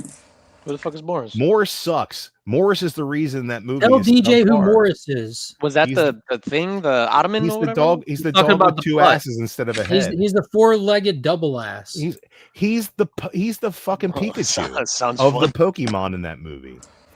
Like, It's amazing they didn't make anything out of it. Well, because it was terrible. Well, I mean, at least we got Slattery. We got more of the fake Mandarin, which was cool. I like him. Trevor's great. Trevor Slattery. Drew, how do you He feel was about good as the Mandarin. Drew? How do you feel about better as the Mandarin. them using AI to bring back a dead Ian McKellen to be in Doomsday? Why are y'all gonna sicken Sir me? Ian McKellen, sir. Poison Yeah. my legends who are still alive. What, how dare you? DJ? Here's the How dare thing. you? If Ian McKellen does die, What do you mean does? when did he die? He didn't. DJ's a prick. How? He's still alive, man. He is still alive, and so is our precious. It's Mary just proof Story. that if you don't catch AIDS, jizz is the fountain of youth. And I have said that repeatedly, as we all know. It is part of the secret of me looking young. Such a glow Cliff has. Cliff is 208 years old, by the way. And don't you forget it. Cliff's not old. He's timeless. It's I am different. I was there at the birth of darkness, and I will be there at the fading of light. It's true. I'm not opposed to bringing back dead people via some sort of deep fakes. I think that Tarkin in Rogue One, there are some parts of that have kind of an uncanny valley feel, but like it was pretty well done. There are a lot of worse CG operations out there than bringing a deep fake Tarkin to life. Is I often tell people how convincing I found Tarkin and how unconvincing I found Leia. And then I have other people turn it on me and be like, no, I was convinced by Leia. I thought Tarkin was trash. The problem with Leia is the face shape of the actress they got to stand in was too different. And it makes it distorts ears. It distorts Carrie Fisher's face in a way that makes it look like not Carrie Fisher. It's really well done, but it doesn't look like it looks like they got a lookalike. And she didn't have enough cocaine on her. Well, but there's never enough cocaine. The Dumbo ears, she was going to take flight. Like, why does nobody see what I see? Blowjob handles. I just think that that's a very strange thing to be focused on in a movie full of laser swords and fucking blasters and robots. Especially when you got that guy saying, "It's a trap." Like his ears. What do you mean that guy? His name is Admiral Akbar of the Mon Calamari. You know what? He's a fantastic military leader. The only problem with Star Wars. The problem with Star Wars Jesus, begins and ends with Rian Johnson's take on Star Wars and the fact that we got Magic Space Leia and she lived and fucking Admiral Akbar died off screen. That's some horse shit. If anybody's breathing in deep space, it's the fucking calamari fish monster. All right. That's the guy that can probably pull off being in deep space without a spacesuit, not the fucking little old lady who never displayed Jedi powers fucking once ever. That's a trap. I'm a full stand for 4-season Leia. I was down for it. God, it's so terrible. It's the worst thing they ever did. No, it's not the worst thing they ever did. It is clearly the worst thing they ever did. With no freaking plan of action. That's the worst thing they ever did. Waking up in the morning and be like, "Oh, we got Star Wars. Let's trash it for profit." That's the worst thing they ever did. That's the worst thing they ever did. I don't think they trashed it for profit. I think they tried their best to make the most wide for this product that they put out that they expect us to love. That's the worst thing that they ever did. So let's go around the horn then, because we're all gonna have a different opinion of what was the worst thing about Star Wars. Well, let's do that, but real quick. Bleeker wants me to read books. If they don't have fucking pictures in them and they're not nonfiction, I'm not reading them. I think that they ravaged it for profit because if you look at it, it looks more similar to an investment firm coming in and stripping a company than it does them attempting to put forth their best foot and make money. And there's more examples I can show. This looks like a stripping by an investment firm than it does a company trying to make longevity and build a fandom. See, but let me just chime in there. I disagree. You're allowed to be wrong. I agree with that. I think the same thing happened with the prequel trilogy. Like, that's just business. We just get to see it now because everything is played out on the internet. But this goes back to any franchise. They don't do franchises because it's just like out the kindness of their heart and in artistic integrity. They want to make money out of it. Oh, I agree. Money is what you're meant to do. There's a difference. There's a difference between stripping something. Like when an investment firm comes in and starts to strip a business, they start to do it because they want to make money off this. But what the difference is, they see a potential into it versus someone who's George Lucas trying to keep this alive forever. He's approaching these things to make money, but I need to keep it alive forever. When you're stripping something, you're trying to make all the money now and fuck the back end. We'll be on to the next project after this one's out. Mm-hmm. You come in, you buy something, you max profit it, you take away everything else and you just watch it crash. And then you take all that money and put it into the next one. It's a flipping of businesses, basically. I don't necessarily think that's what Disney has done with Star Wars. I think that Rian Johnson made a bad movie. Terrible. He did a bad movie that was an adaptation of an existing universe, and he paid very little attention to what was done in the movie directly prior to that and what had happened in all of lore before it. Like he was just like, I'm going to do my own thing. Yeah, And but do you that think was a J.J. Abrams? Wait. Let me Awakens, finish. despite it making Let me money, let me finish my point. Let me finish my point, and then you can tell me how wrong I am. But Rian Johnson screwed the pooch on that. J.J. Abrams came back in with the Last Jedi, not the Last Jedi, the Rise of Skywalker, and tried to Frankenstein back together a sensible plot after Rian Johnson took a left turn in the second movie. Beyond that, say what you want about that trilogy. I think it sucks. I'm not going to let you settle all this on Rian Johnson. All parties. I just did, and I always will. Rian Johnson makes great movies. That movie is terrible. It's fucking awful. Oh no, I don't want to hear why. I don't care why. Why doesn't matter. Let me finish my point, Cliff. Let me finish my point. It's because they gave a half-ass completed script to work from the first movie. Oh no! Did you know that they couldn't get a hold of JJ's notes? Rian Johnson sucks. This was not that. This is Rian Johnson. Rian Johnson's take on Star Wars is the worst take on an existing property ever. And I saw Dragon Ball Evolution. Now but here's the thing. I saw Street Fighter: Legend of Chun-Li. I did too.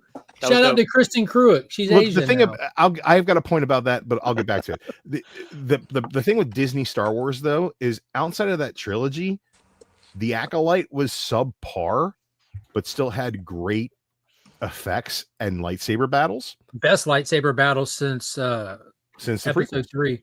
Yeah. And then you got Obi-Wan had some production issues where it didn't look so great. And story issues and there were little things in there, but I found it overall enjoyable. Acting issues. Obi-Wan was good. But I think that other than that, I've really enjoyed everything that they've done with the Star Wars properties. I like The Mandalorian. I like Bad Batch. I like the way that they finished. Cliff's trying to drop some points. Okay, go for it, Cliff. Point. No, there's like 3 hot ass episodes of Obi-Wan, and then everything else is trifling. And and like, unfortunately, horrible way to talk about Ewan McGregor's beautiful face. I didn't say that he was trifling, did I? You said Obi-Wan was trifling. I meant the series, the Disney Plus live action series. Okay? We got Darth Vader on TV. I don't give a fuck. Well, no, Let's just talk through him, buddy. Wow. Okay. Like that's like me saying I don't give a fuck because I got Superman on TV. We all know that's not true. But Darth Vader, it's true for me. That was fine. There were things about that show that I would have changed personally, but I thought it was good overall. I thought it was enjoyable. They're short form. Killing DJ. They're short form, but I very much enjoyed it. I thought that not Bad Batch. What the fuck was it called? Skeleton Crew. That show was amazing. I loved that show. And I agree, because all of these things should be allowed to live in their sandbox of the Star Wars universe. I think the visions like animated experiments have been really fun. I think that all of the post Clone Wars like Tales shows, like Tales of the Jedi, Tales of the Empire, I think that those have all been really good. I very much enjoyed all that stuff. Hey, y'all remember in Obi-Wan when they made the big deal of him having to get through the laser barricade out in the middle of fucking nowhere that he could have walked around? Yeah. Hey, Chip Gettler, what's up? How you doing? Do you remember in The Last Jedi where they talked about a fuel source, Star Wars, for the first time ever? We're going to run out of gas. We're going to run out of gas. Yeah. You remember that? Remember when they went to the casino planet to go get the guy that actually didn't do anything it was a nothing burger? Oh, that was painful. Remember when that bitch from Jurassic Park showed up and she's like, I got pink hair, so you can't tell me nothing. I'm the boss. Her now. Novelization was very good. Hey, do you remember when Captain Phasma was built up to be super cool, and they even gave Captain Phasma a shiny suit just to drop Captain Phasma off some scaffolding for it? They needed a new Boba Fett, a cool action figure that does shit nothing in the movie. The whole Phasma trajectory pisses me off on its own scale. Yes, because they hyped her so much to do so little. She was supposed to come back in the sequel and feud with Finn in the way that Boba Fett feuds with Han Solo. But the problem is Rian Johnson didn't watch The Force Awakens. He couldn't watch The Force Awakens. It didn't exist yet. He had an incomplete script. You know what happened 2 years before his movie came out? The Force Awakens came out. He could have done something. But they were filming at the time. Any quarter. They didn't. They wanted those movies coming out exactly 2 years apart. When he wanted to make changes and rewrites, they said, "F no." You remember when The Force Awakens came out and people were like, that was just like Star Wars. We've got things to look forward to now. Who is Snoke? Who is Snoke? You know what? Who But is let's be Snoke? And honest. the answer Let's is, be he honest. doesn't Let's be fucking honest. matter. Those He's dead. dumb. Am I allowed to curse this early in the morning? Yeah, the fuck you are. Yeah. All right, those dumb motherfucking cunts at fucking Disney. Oh, you can't say the C word though. Eat my cunt, bitch. You gotta say I'm twat. saying now. I'm saying it now. Those people had no business starting a trilogy without a trilogy plan. They brought all these people together, right? And then said, oh, that's okay. We'll make this a tag team affair and go and snatch up Rian Johnson, give him an unfinished script, send him on his way, let it just happen, realize that they were losing the audience hard, fast, left, and right. And they're like, oh my God, we got to course correct fast. Also, They weren't losing the audience until Rian Johnson's movie came out. They that's wouldn't. the movie I'm They were not talking about. losing That's the what I'm audience talking until about. that But movie it's their sucked. fault for not actually laying the groundwork for a plan. Hey, do y'all They remember used- y'all remember in Obi-Wan when they broke Lauren Cannon and had Reva chase around Luke with a lightsaber? I'm all right with that. Y'all remember in episode 4 of Quest for Peace when Obi-Wan shows Luke a lightsaber? He's like, what the fuck is that? I've never seen that before. I really want somebody to make a fucking Knives Out movie that sucks. I just want somebody to Leave make the Knives Out movies alone. They're no, great. no. I want somebody to go into Rian Johnson's property and make something that just totally sucks. Just make something that just like totally fucking sucks. What is that fucking? What's his name? The James Bond guy's character. Just kill him off in like Daniel the first Craig? act. Yeah, Daniel Craig. Make Daniel Craig die a horrible death in the first act of that fucking movie. And then have him show up in Doomsday. Yeah, I don't care if he shows up in Doomsday. Everybody's going to show up in Doomsday. As James Bond, even. He can be Captain Britain. Ooh, that actually is not a bad choice. Confirm. Daniel Craig, Captain Britain. It's But happening. you'll never see him. Isn't Daniel Craig's character Hercule Poirot? I don't want to hear about how Daniel Craig was in Star Wars already. Ryan Johnson's Yes, movie he was. could have been good. It wasn't good. It could have been even worse. It could have been a porno. It could have been The Cure for Cancer. You know what it was? It was a bad movie. Not only was it a bad movie, it was a bad Star Wars movie. I don't think anyone really disagrees with you on that. Better than The Last Jedi. I haven't even bought that. Like, you don't even it's have the weird steelbook how for that one. I haven't Dude, rewatched I it. gave up on buying MCU movies. I gave up on buying Star Wars movies, and I saw it in the theater, and I will never rewatch that movie. I think I rewatched it because I'll go through I'm gonna watch all the Star Wars movies in order, whatever type deal. So I have to watch that one. me and the E-Man's wife saying I'm went putting it and all on saw Johnson the and day not it came mentioning out, and Kennedy. like I can still remember while watching that, me and my wife were looking at each other like numerous times in that movie, saying, "What the fuck is happening?"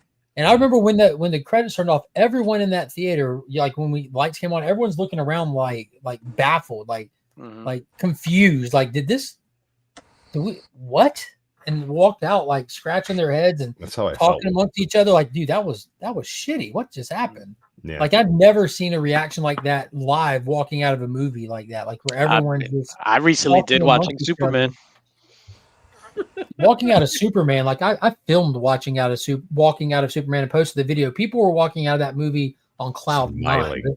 Despite what any person here or there might think or feel, the mass of people walking out of that movie were all wearing merch, excited to be there, and on cloud nine by what they just experienced. There's no getting around it. Not in my theater. Joe Dog in the chat throwing shade of Peacemaker.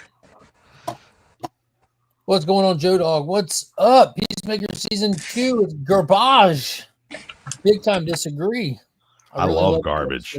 You know what? Now that I'm Garbage. thinking about it, we need a meme of John Cena crying. Oh shit! What the fuck is going on? Smoke bombs. What is this? Squealing wheels? Joe Dog coming in hot. Yeah, Joe Dog wants to fight. Yeah. What have you disliked about season 2? Other than the episodes being half-hour episodes. Yeah, that's. Did you see last night's episode yet, Drew? I know you I watched the first 20 minutes on my break in my car on my phone and said to myself, fuck, I gotta go back to work. I shouldn't have done that. So I gotta watch it. I left work. I went and got a haircut. I'm on vacation. I'm flying to Florida on Sunday. Oh, there you go. Yeah, on the steering wheel of my truck while I ate my sandwich. On a screen, at least an iPad or something. I don't have an iPad. What do you think? I'm like an 8-year-old? You gotta get a tablet or something. A tab? I got a fucking computer and I have a phone. What do I need? This is what I got. Look at that. See? They made Superman into a nihilist. The problem with the tablet is it's a half measure. All right. I can either jerk off or I can fuck a lady. I don't want a lady to jerk me off. That's like a tablet. Well, you gotta see the end of Peacemaker to know that part. Oh, we'll figure it out. I agree with Mark, that. you know what I'm talking about? Or do you recall the end of Peacemaker this episode? The keyboard? End. The keyboard. Yeah. I'm a big fan of how is he him how has he been launching made them into through the window with the jetpack. Her being like, we just went through glass. It's like, how did they make him into a nihilist? I think that everything about that movie contradicts that statement. Literally everything about the movie Superman everything contradicts that statement. Which is the opposite about caring about We nothing. still got one big cameo supposed to come. Like I think, definitely think that the entire, like if you start the movie when he goes into the fortress, the idea of having comfort with his parents' message playing contradicts the nihilism thing. If you go to the end, the speech that he gives Lex contradicts it, and then the end of the movie in the fortress, watching the home videos of his parents on the farm with him. So everything about that movie with Superman contradicts that he's a nihilist. Quite literally, the exact opposite of being a nihilist.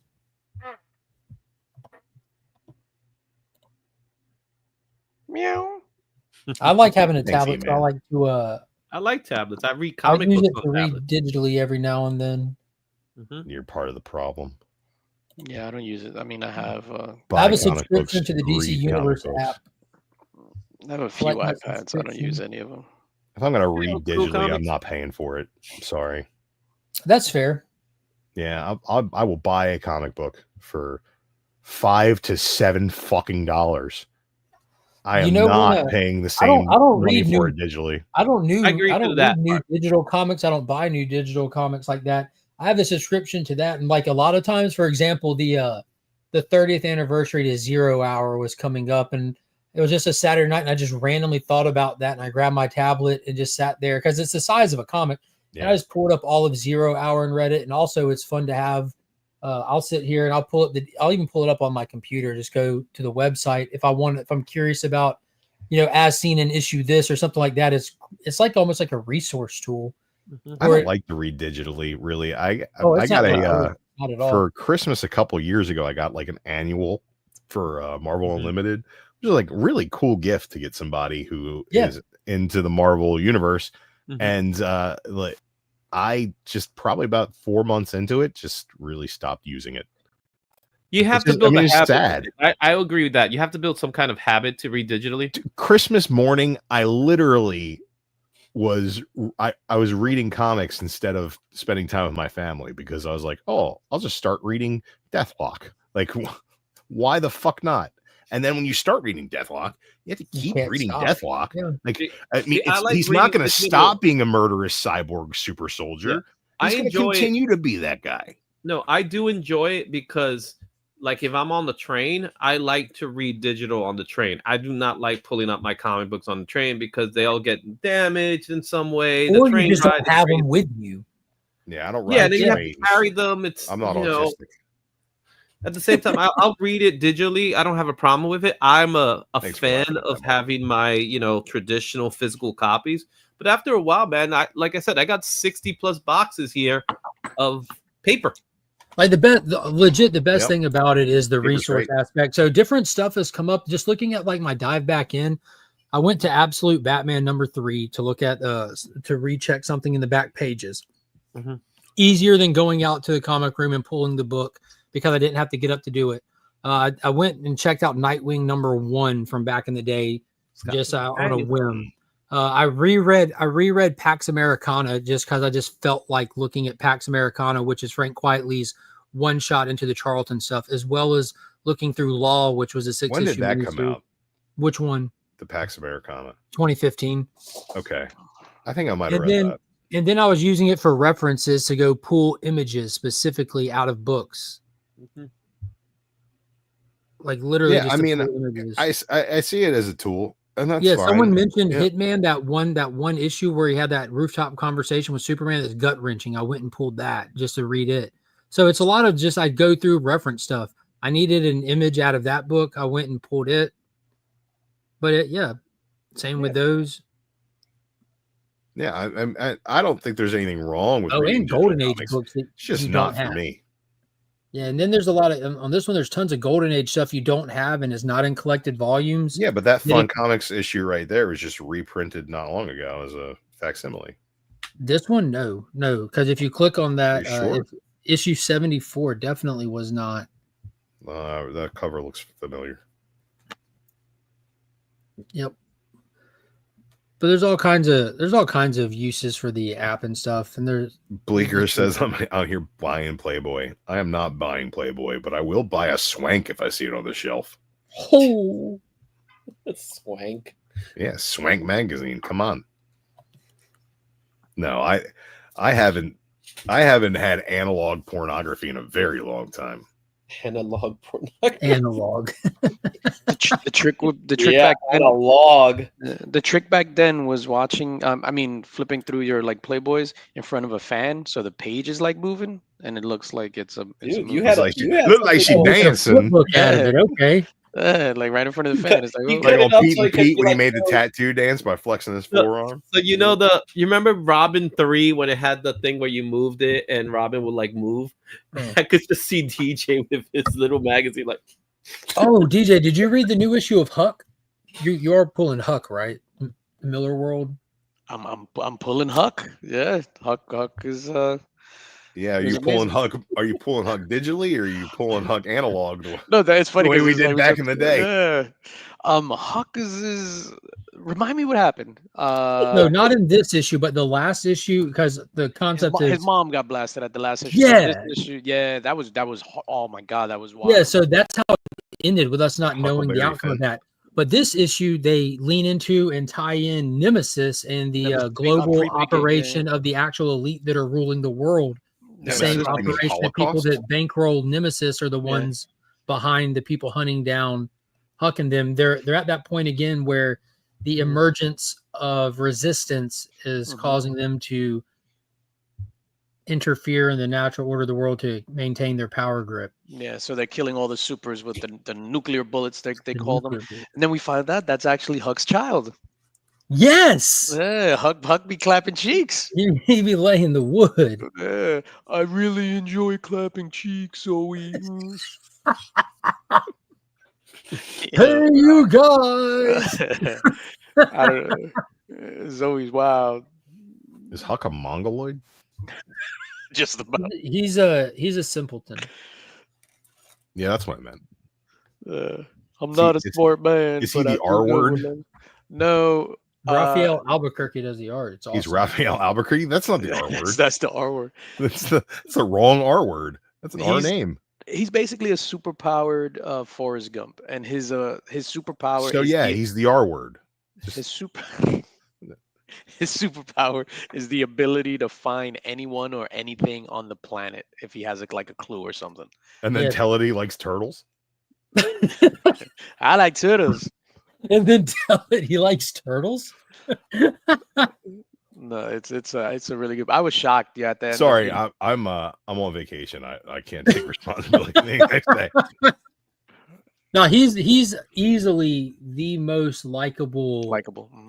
character that I've seen written in modern times. Like any and everybody, because like they don't like present him as being simple or anything. He's just such a genuinely innocent soul. He can come off that way, but he's not stupid. He's a small town. Like No, he's not. He's yeah, more. he's not that at all. He's more like, tell me about the rabbits, George. Yeah, he's a small town sweetheart, is what he He's a literally Lenny. is. Like he's naive to the big bad world. He's just naive. Big Daddy would have equated him to Little Jimmy. He likes dim rabbits. There's the Don't you tell True, we Steve should get what to work. do. Get to work, Burke. It was amazing, man. The Huck. It's funny because he's actually like that. He's really, really likable, and it's just like he's just a pure good guy with no motives, no nothing. Like he doesn't help people because it makes him feel good. Like it's his job to just help people, and he He goes out helps and people then he because does they it. need and- it. Yeah, and it's actually great storytelling, and it's one of Miller World's, I guess, more optimistic titles. Is it his puts- only puts a smile on that's been going for a while now, though, hasn't it? What? Huck? No, Yeah, this is there was a 5-issue miniseries, and then he appeared in the pages of Big Game, and now this is his second volume, his second Oh, precious it's a second volume. Precious miniseries. volume. Yeah, but there's the first one was years ago because the Miller World that's- stuff. The Miller stuff, it's just like the guy can't write an ongoing. I don't want him to. Like that's what's I- so great about the Miller World. So the Huck I Volume just- 1 did his- not finish open ended. We weren't I want- waiting on Volume 2. Yeah, but I want when I read a comic, I want it to. There is something to be said for a story that can wrap up in 4 or 6 issues and just be self-contained, or even 12 issues and be self-contained. But like, which I prefer. the way that I read comics, though, is I want something to hook me and to continue and to build on itself. Yeah, and right? that's fair. But what's unique about the Miller World that makes the Miller World different than pick a universe, whether it's Marvel, DC, Spawn, Ghost Machine, is the fact that the Miller World is an ongoing world and you're getting entries in different parts of the world. So there's been 5 volumes of Magic Order. There's been 5 volumes. Yeah, of and the first one was the only good one. The false, super false, crazy. I didn't like false. the second one. I didn't buy the third. I'm about to say you didn't get, dude. The way, God damn, the way that about that the way that connects and book builds, that was built to be a holy show that's never going to be a show. shit. Like, It was in production when we hit the strikes, but it was in pre-production. yeah, what was the new one it's got running on Kickstarter first right now. But anyways, the Miller World's unique in that sense that you're moving through the world, but you're checking in over here, then over here. Mhm. But I like the miniseries thing because the pace that it allows, it keeps it very dynamic, and there's normally multiple Miller World books out at any given time. I found so you're Miller to getting be very hit or miss for my tastes. that's super fair. Not all of it's as good as each other, but overall, I Nemesis pretty is much love the definitely Miller World, dude. Like it doesn't Same. miss. This is awesome, man. I love Some of it lands stronger than others for sure, and taste will go into some of that. Do you enjoy reading a book about wizards, or do you enjoy reading a story about vampires living in an urban area trying to make it through like teenage life? Do you enjoy... Nightclub is amazing, dog. Right, that's what I'm saying. Like, Yeah, like there's it's so many different genres under the Miller World, but it's such a great world. Nemesis, though, God, Yeah, that's top damn, tier. dude's like, I'm fucking coming back now. Like that's awesome when you look at what he's done from Reloaded to now, like seeing the grand picture that he had. Like, all right, if we're gonna bring Nemesis back, let's bring him back. Well, then let's big game him. Well, then let's rehabilitate him, and then realizing the rehabilitation, the Rogues Gallery one, was just to rearm him properly. Like I never viewed Nemesis once as unarmed, but now he's armed with like the wealth of the world, everything at his disposal, and all just to come back and redo Volume 1. Like I'm just ready for chaos. Yeah, Like with holy shit. With the boys ending, like it would be a perfect time to do like a Nemesis show to fill that like shock value. The void that Boys the is boys ending. opened. Isn't it? Yeah. This season. It is the final season of The Boys. I But thought they this got a was lot a- of aren't they with the doing Boys, the they're Generation gonna have B a lot of stuff? spin-offs though. Yeah. Yeah. There's already I like don't know. 2 spin-offs already. What's up, Woodard? Yeah. They the Boys though I think was very much diminishing returns after the first season for me. And, Yeah. No, I'm just saying they it's like with it ending, like it's gonna leave that void for just like shock value that Nemesis can fill. But yeah, the Boys for me, like I watched the first season and I had no interest to watch anything else. The first season was good, and then it kind of started to drag, and then it ended strong, and then season 2 came back, and it started dragging immediately. Yeah. And I'm not saying that show's bad. There's a lot of good stuff in there. I think the acting's good. I think the writing, as far as the dialogue, is fine enough. The overarching plot just doesn't grab me the way that I kind of need a show to grab me to keep me interested in the way that like Peacemaker is doing right now. Could it be Homelander? The way Ryan Johnson did with Last Jedi for you, dude. Here's the thing about Ryan Let's not do this. Let's not Bro, do this. Brick is one of my favorite movies of all time. Brick is a good movie. I love that movie. Knives Out was very good. Glass Onion was very good. Really good, yeah. What do y'all think of the upcoming Superman Spider-Man crossover? Ryan Johnson going to direct that movie. Yeah, I think he's talking about the comic book. It's a comic, right? The comic book, in 2020. They just had Batman, Deadpool. They announced Superman, Spider-Man. It's just a novelty thing. Until they bring back Amalgam and give us some kind of miniseries. Well, they kind of did already, didn't they? Who really cares? It's just it's just a novelty book, fun short story, and it's just it should be a way to sell excessive amounts of variants to make some cash. They're fun, but they're not meaningful. Let's get more variant covers with Crypto hanging out with Jeff the Shark. That's what I'm talking about. That's what we need. Right. Let's just make everything marketable and all split the pie. You know, there's nothing wrong with that. But I don't think they split the pie that way because Marvel has not. DC hasn't released their version yet. There's a Marvel version in November. Yeah, the DC one comes in November, October. One of the two. That's the one Mark's gonna like better. Yeah, it's gonna have Grant Morrison writing it. Oh, I enjoyed. What's the last thing Grant Morrison did? The Deadpool Batman one. I think the Deadpool Batman story was the second weakest story in the whole thing. It was that story was a mess. It sucked. Yeah. But I enjoyed the Crypto Jeff the Landshark one even less because you wasted 8 pages in this opportunity to do a dialogue-free, watch them just run around the fortress. There was playing a fetch. Crypto That's Jeff stupid. the Landshark story in that. You should have only. That was fun story, man. No, it wasn't. There wasn't a story. Izzy, that's dumb. I get the cover. The cover. It wasn't a comic. It was a strip. Yeah, so I get doing the cover for it. That makes perfect sense. But why would you waste pages, real estate? For this, especially that's a one pager because it's an anthology, and that's the way that Marvel does their anthologies. Is they'll have bigger stories, they'll have smaller stories, they'll have single page stories. I throw a lot of shit into those anthologies. No one's arguing that. Why would you waste the pages for a dialogue-free game of catch with a dog and a shark? Why not have them do something, or why not? I haven't read it yet. Or just looked at it yet, but I bet it's fucking cute. No, so for cute. It's a cute story. Like Hello Darkness is one of my favorite anthology books, and in that they'll have like single page, like little stories on a single page, and then they'll have like the longer stories and stuff like that. So Jeff, will there be a kid's story in Hello Darkness? Is Crypto on the page? Is Jeff the Landshark on the page? You know what? If they're both on the page, it's not wasted real estate. It's a waste of real estate. Prime real estate.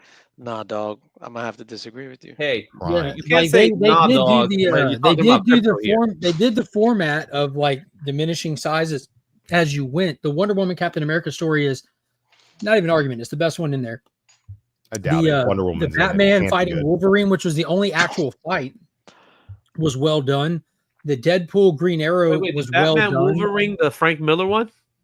Yeah, it was an actual fight. It was only 4 pages, but it was an actual fight. The only actual fight in the book.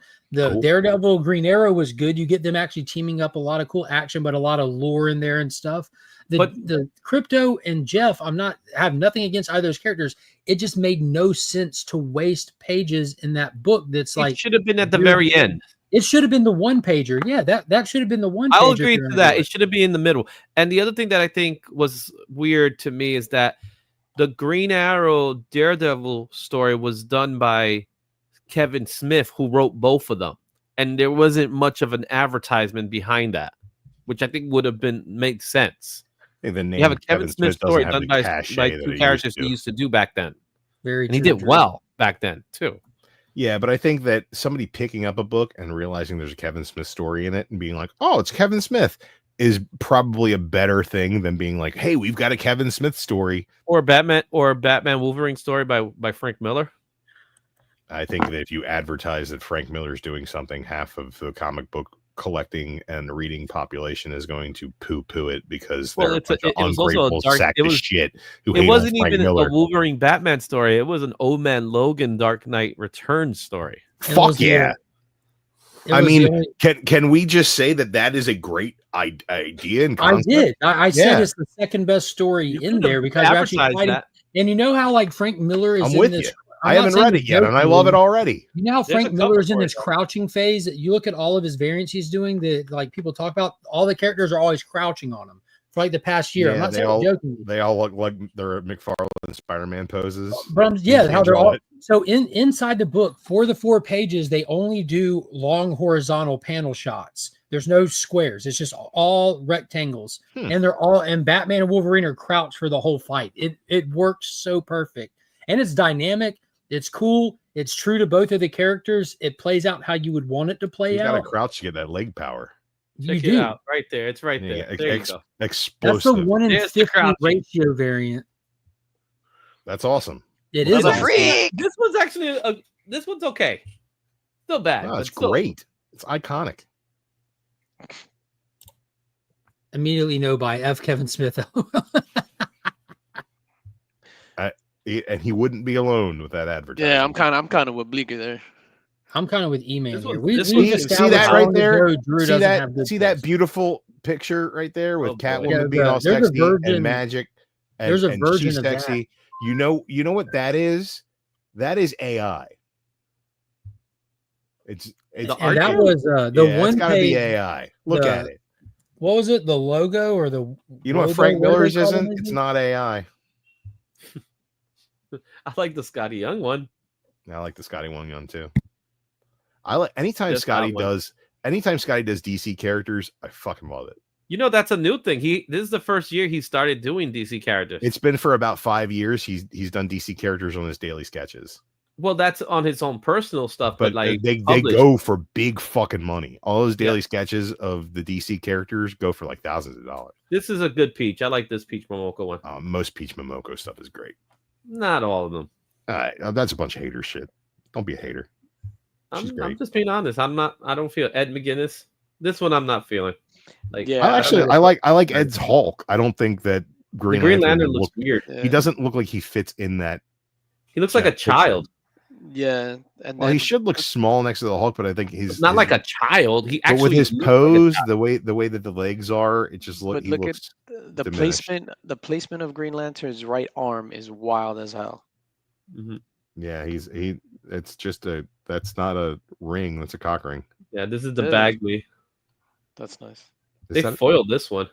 Is it like connecting or is it a wraparound or something? There's Yeah, other I characters think he on did it. the wraparound. That's nice though. Look at that one. That's nice. Chichetto. That's cool. I do like that. That's a nice piece. That's what he said. And then John Tyler Christopher did his negative space one. I don't That's like cool. that. That's Mm. gorgeous. What is that brunette doing on that cover? Look at that. I love how the hunter. It actually looks like the That's hunter actually looking at nice. her I like booty. that. He's like, look at that booty. Everybody's Like, looking at that fighting booty. She's that's the flattest ass Psylocke I've ever seen Campbell draw. Yeah. There's like no pop on that. It's all spine curl. There you go. Now that's See, a look at color. that. That right That's there. a beautiful color. That'll move some units. That's gonna Absolute. move some. I got my copies. I'll tell you that much. I'll watch them play catch for as many fucking pages as you're gonna give me. Look at that. And then this is Garbage. Capullo. I'll play catch for Background. crypto with an arsenic laced tennis ball.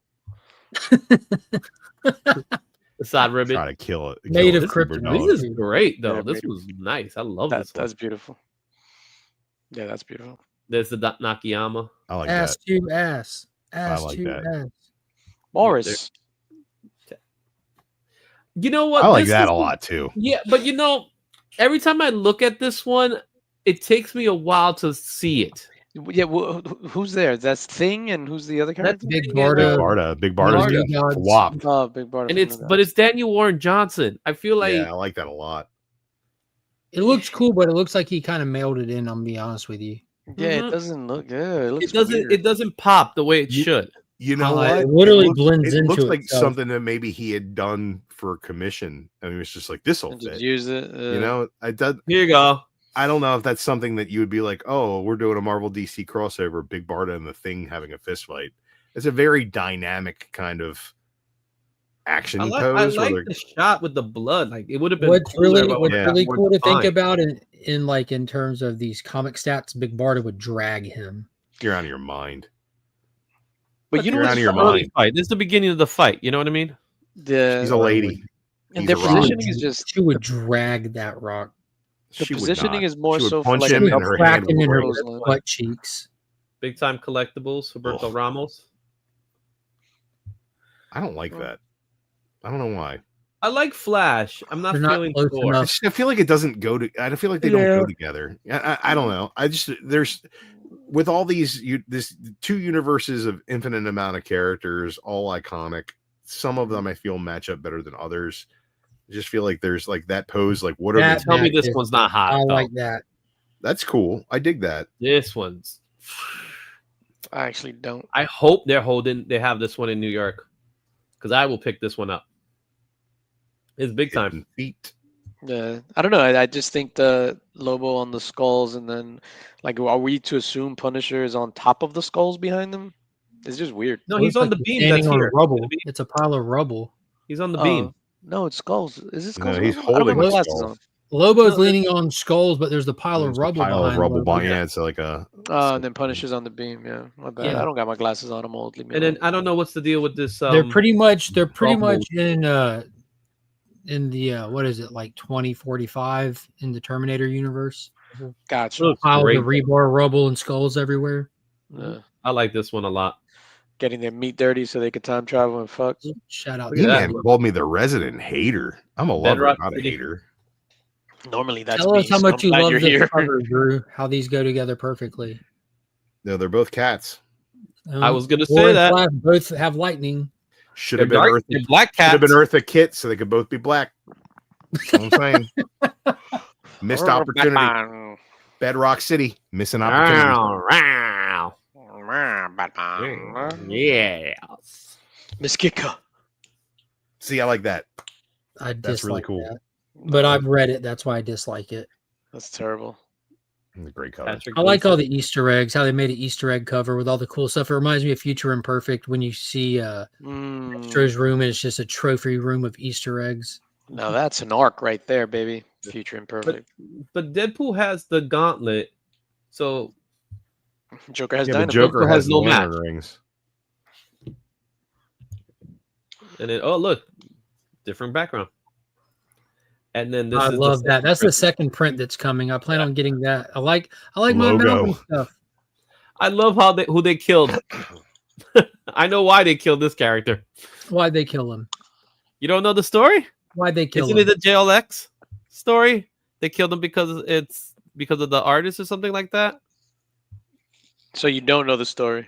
No, I'm talking. No, I didn't get to read the story, but I'm talking about I know they killed him, but it's because of the previous book, the artist behind it. Gerard Jones, who was Yeah. fired from the comic industry for illegal stuff he had on his computer.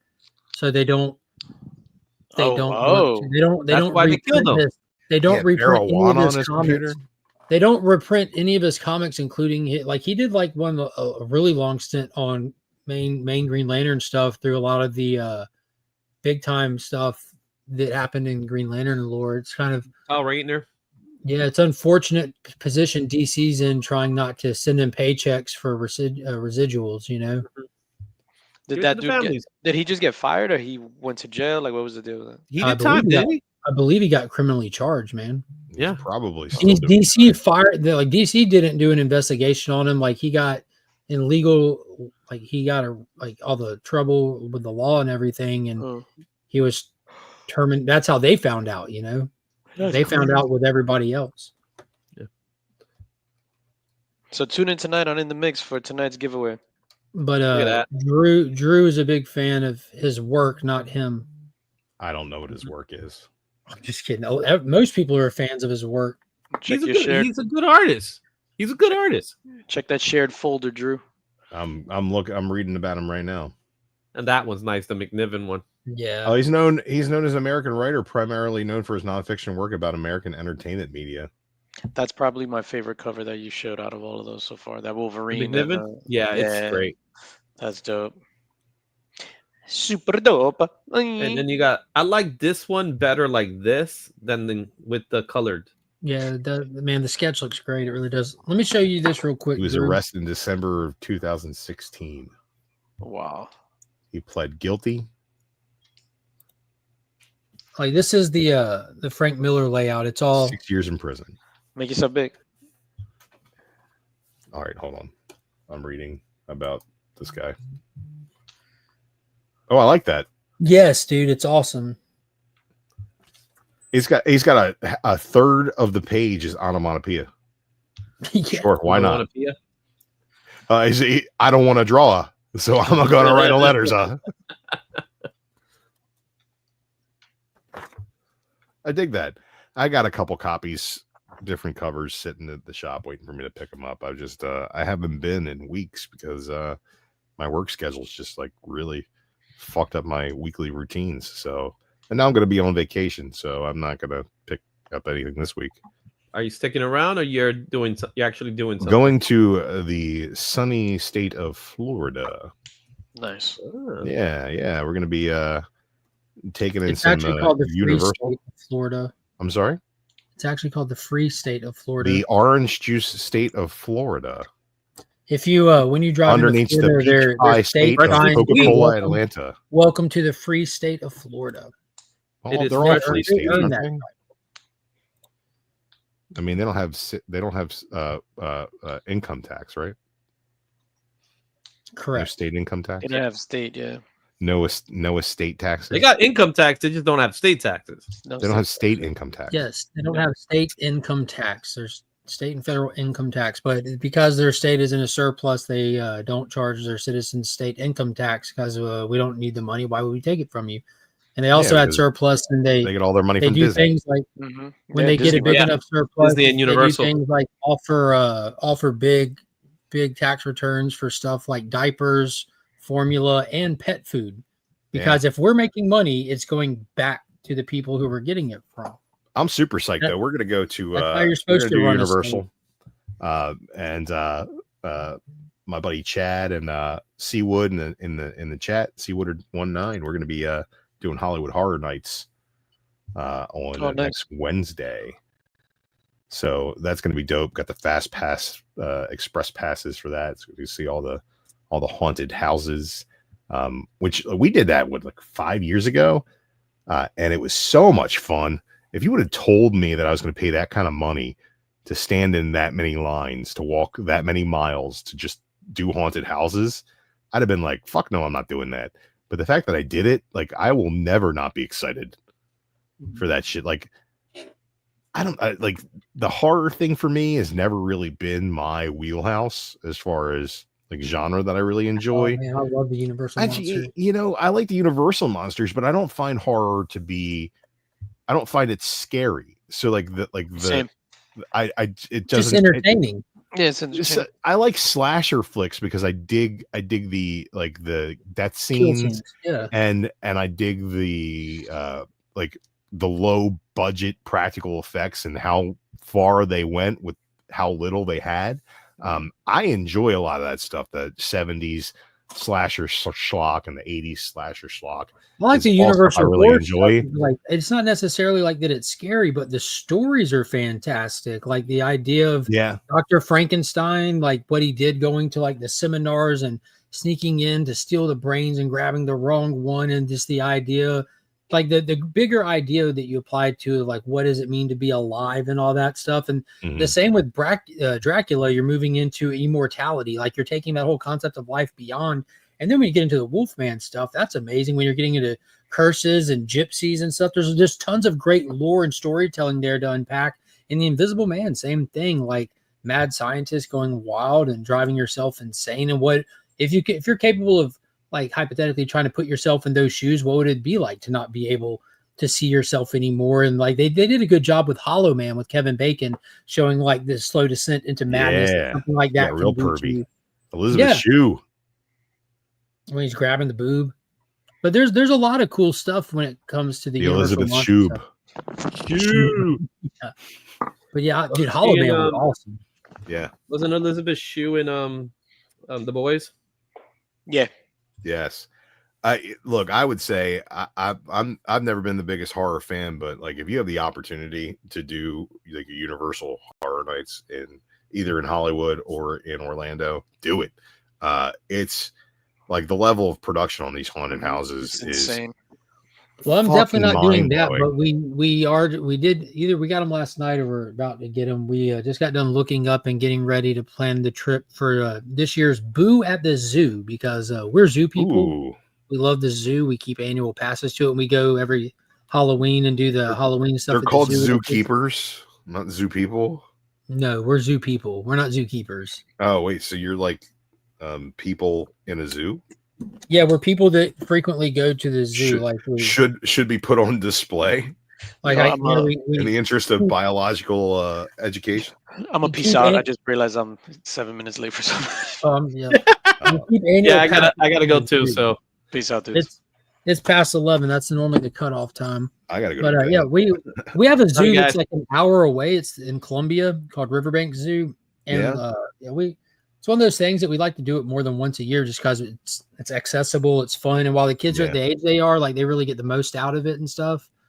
And there's enough to do there that you really can't do it all in one day. They have like a huge splash pad area as well, so you can make that specifically a whole day out of that for the summertime. And then they do stuff at Halloween and Christmas. And we haven't been able to hit the Christmas one in all the years we've been going because it's just December is wildly busy. Trying to peel off a day is not that easy.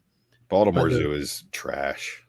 I'm sorry. Well, it's like there's some good parts of it. They have some quality animals. You know, there's a fair amount of polar bears. There's a couple of giraffes and elephants, and their enclosures are actually really nice. But the problem with the Baltimore Zoo is you have to walk through the old zoo to get to all the new zoo, and all the old zoo is the old like brick and steel enclosures for the animals from like the 30s through the 60s. Like that's kind of cool to see. Are there still animals? No, there's nothing in it because you can't keep animals in those type of structures anymore. So it's like the lions will reach through and kill somebody. Well, not only that, it's just not humane, I wouldn't think, to just keep an animal in a cage. You know, like these new enclosures are like, you know, they have some sort of naturalized looking habitat for the animal to kind of exist in, which makes it better for them, I would assume, and their living conditions, but more or less it's more like that to not break the immersion for the people. Like you're looking at a lion sleep or a lion would sleep, I guess is the thing. But like it's like they historically have left all of the cages there. There's like placards like this is where the polar bears were. It's like, okay, well, they're not here anymore, so why don't we tear this down and build something that people can look at? But yeah, DC Zoo, National Zoo is really cool, and that's not far from here. The Riverbank Zoo in Columbia, like they do a phenomenal job, like the enclosures and all that. And every year you go, you see where like your membership money and your fees go to. They are always not just doing improvements, but doing like massive upscaling and like you see that your money into it. Like it's wild. Like I've gone since I was a kid, but since me and the wife got married, we go multiple times a year. Like. And since we've been going, they've changed like their like entire giant buildings. Like they have a building that has like their reptiles and their sea life in it, you know, like, and that entire building was rebuilt and upscaled. And then when you go and hit the reptile area, it feels like you've walked into the desert. You know, all the habitats are open air, but they have like walls up on clear glass walls, but they're open air, and all of it's like rocks and sand and dirt and natural foliage from the areas and stuff. And they have like these cool things like barrels built into the glass at ground level where you can crawl into the barrel, and it looks like a barrel you'd see out in the West, like tipped over on a saloon porch. But you can get as a kid, you can get in the barrel and you're up against glass, and naturally snakes like to crawl and stuff like that. So you can be this far away from an actual bed of rattlesnakes and stuff, but safe and stuff. It's like, I just got goosebumps thinking how like that's chilling to me. But like my kids are like, oh, let's go freaking sit by the snake. We have a really great aquarium in Baltimore, which is fun to explore. that's something that I'll do at least once a year, is head to the aquarium. It's pretty great. There's a good dolphin show there. There's a fair amount of marine mammals as well. Mhm. And the building itself is architecturally pretty amazing. It has a rainforest enclosure Oh, that's dope. and like the glass pyramid on the top. Have you ever seen any like a skyline of Baltimore type of things? It would be like a glass pyramid. That's the aquarium. It's down the end of Gotcha. Harbor. It's There's really not dope. really marine mammals at this one. Like there's no dolphins, porpoises, whales, nothing like that. Yeah. The Atlanta Aquarium obviously isn't far from here, and that's like one of the world renowned ones that has like that giant 60-foot viewing glass and fucking goddamn whales swimming around in it. I'm like, are you fucking kidding me? You know what's really cool is if you're ever out in Vegas and you have the chance to check out the shark exhibits at the Mandalay Bay, it's a really dope aquarium, but everything is like a glass tunnel, and there's just When I hear shark exhibit, really I dope really sharks think of a all super around. villain from Kick-Ass. It must be running that casino. Oh, that just reminded me. There's finally a steelbook. It's for first 4. No, I don't know. It's a steelbook 4K edition of Wanted is finally just got announced for pre-order yesterday. I'm gonna be ordering that. I love that. That's movie. the bullet curving movie, right? Yeah. With Okay, James McAvoy. A young Star-Lord is in there. Even you remember that movie where James McAvoy hits his friend with the keyboard, who was banging his wife. It works in the office building with him. I do not remember. Yo, go back and rewatch that movie. It holds up so well, but he smacks the dude with the keyboard as he's leaving the office, and the letters that pop off of it say like F you and in slow motion in the air and then fade by. But I think I remember that. yeah, that sounds familiar. Star-Lord. He smacks in the face with the keyboard. Chris but yeah, Pratt. dude, I love that movie. Yeah, Chris Pratt. I just saw Chris Pratt, a story about Chris Pratt on Rob Lowe's podcast. And he does the best Chris Pratt impression, and it made me laugh so fucking hard. What's going on, J-Med? All right, man. Well, I gotta go watch Peacemaker and get start back from the beginning. It's a short episode. That way you get I'm not gonna. I mean, come on. I want to rewatch it. At least get the intro in. I talked some shit about that intro and how it wasn't as good as season 1. I love it. It is fucking grown on me. It's every bit as good.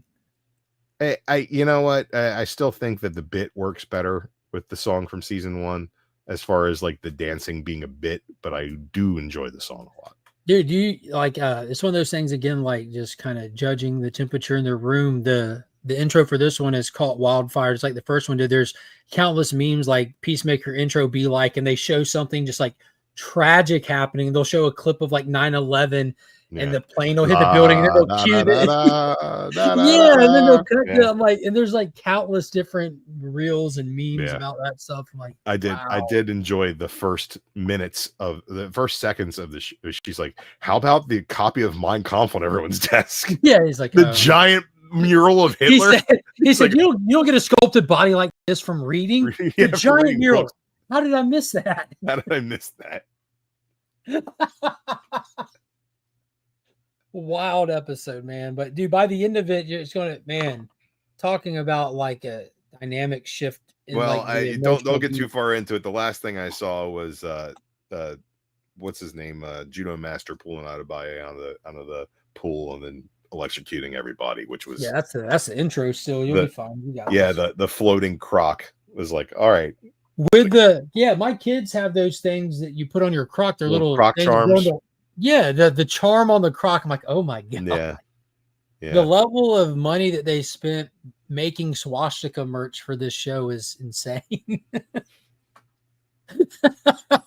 They just made a website where you can just order that stuff. Yeah, I'm about to say, can you imagine like the small amount of people that run in these weird circles that make this kind of stuff? They're like about to see a boost in sales for the first time since the 1930s. It's just a boon for that one guy who's just that one guy who's like, why are there enough skinheads for my t-shirt business to get off the ground? And then James Gunn calls him and he's like, listen, man, I need some posters. All right. You got some literature. I can't just go to anybody for this. Like Warner Brothers won't do this work in-house. So God. Well, enjoy it. I'll talk to you later. Look forward to seeing what you think about it. Appreciate everyone popping in. I'll see everyone at 9 o'clock tonight for In the Mix on DJ Link's YouTube channel. And until then, peace.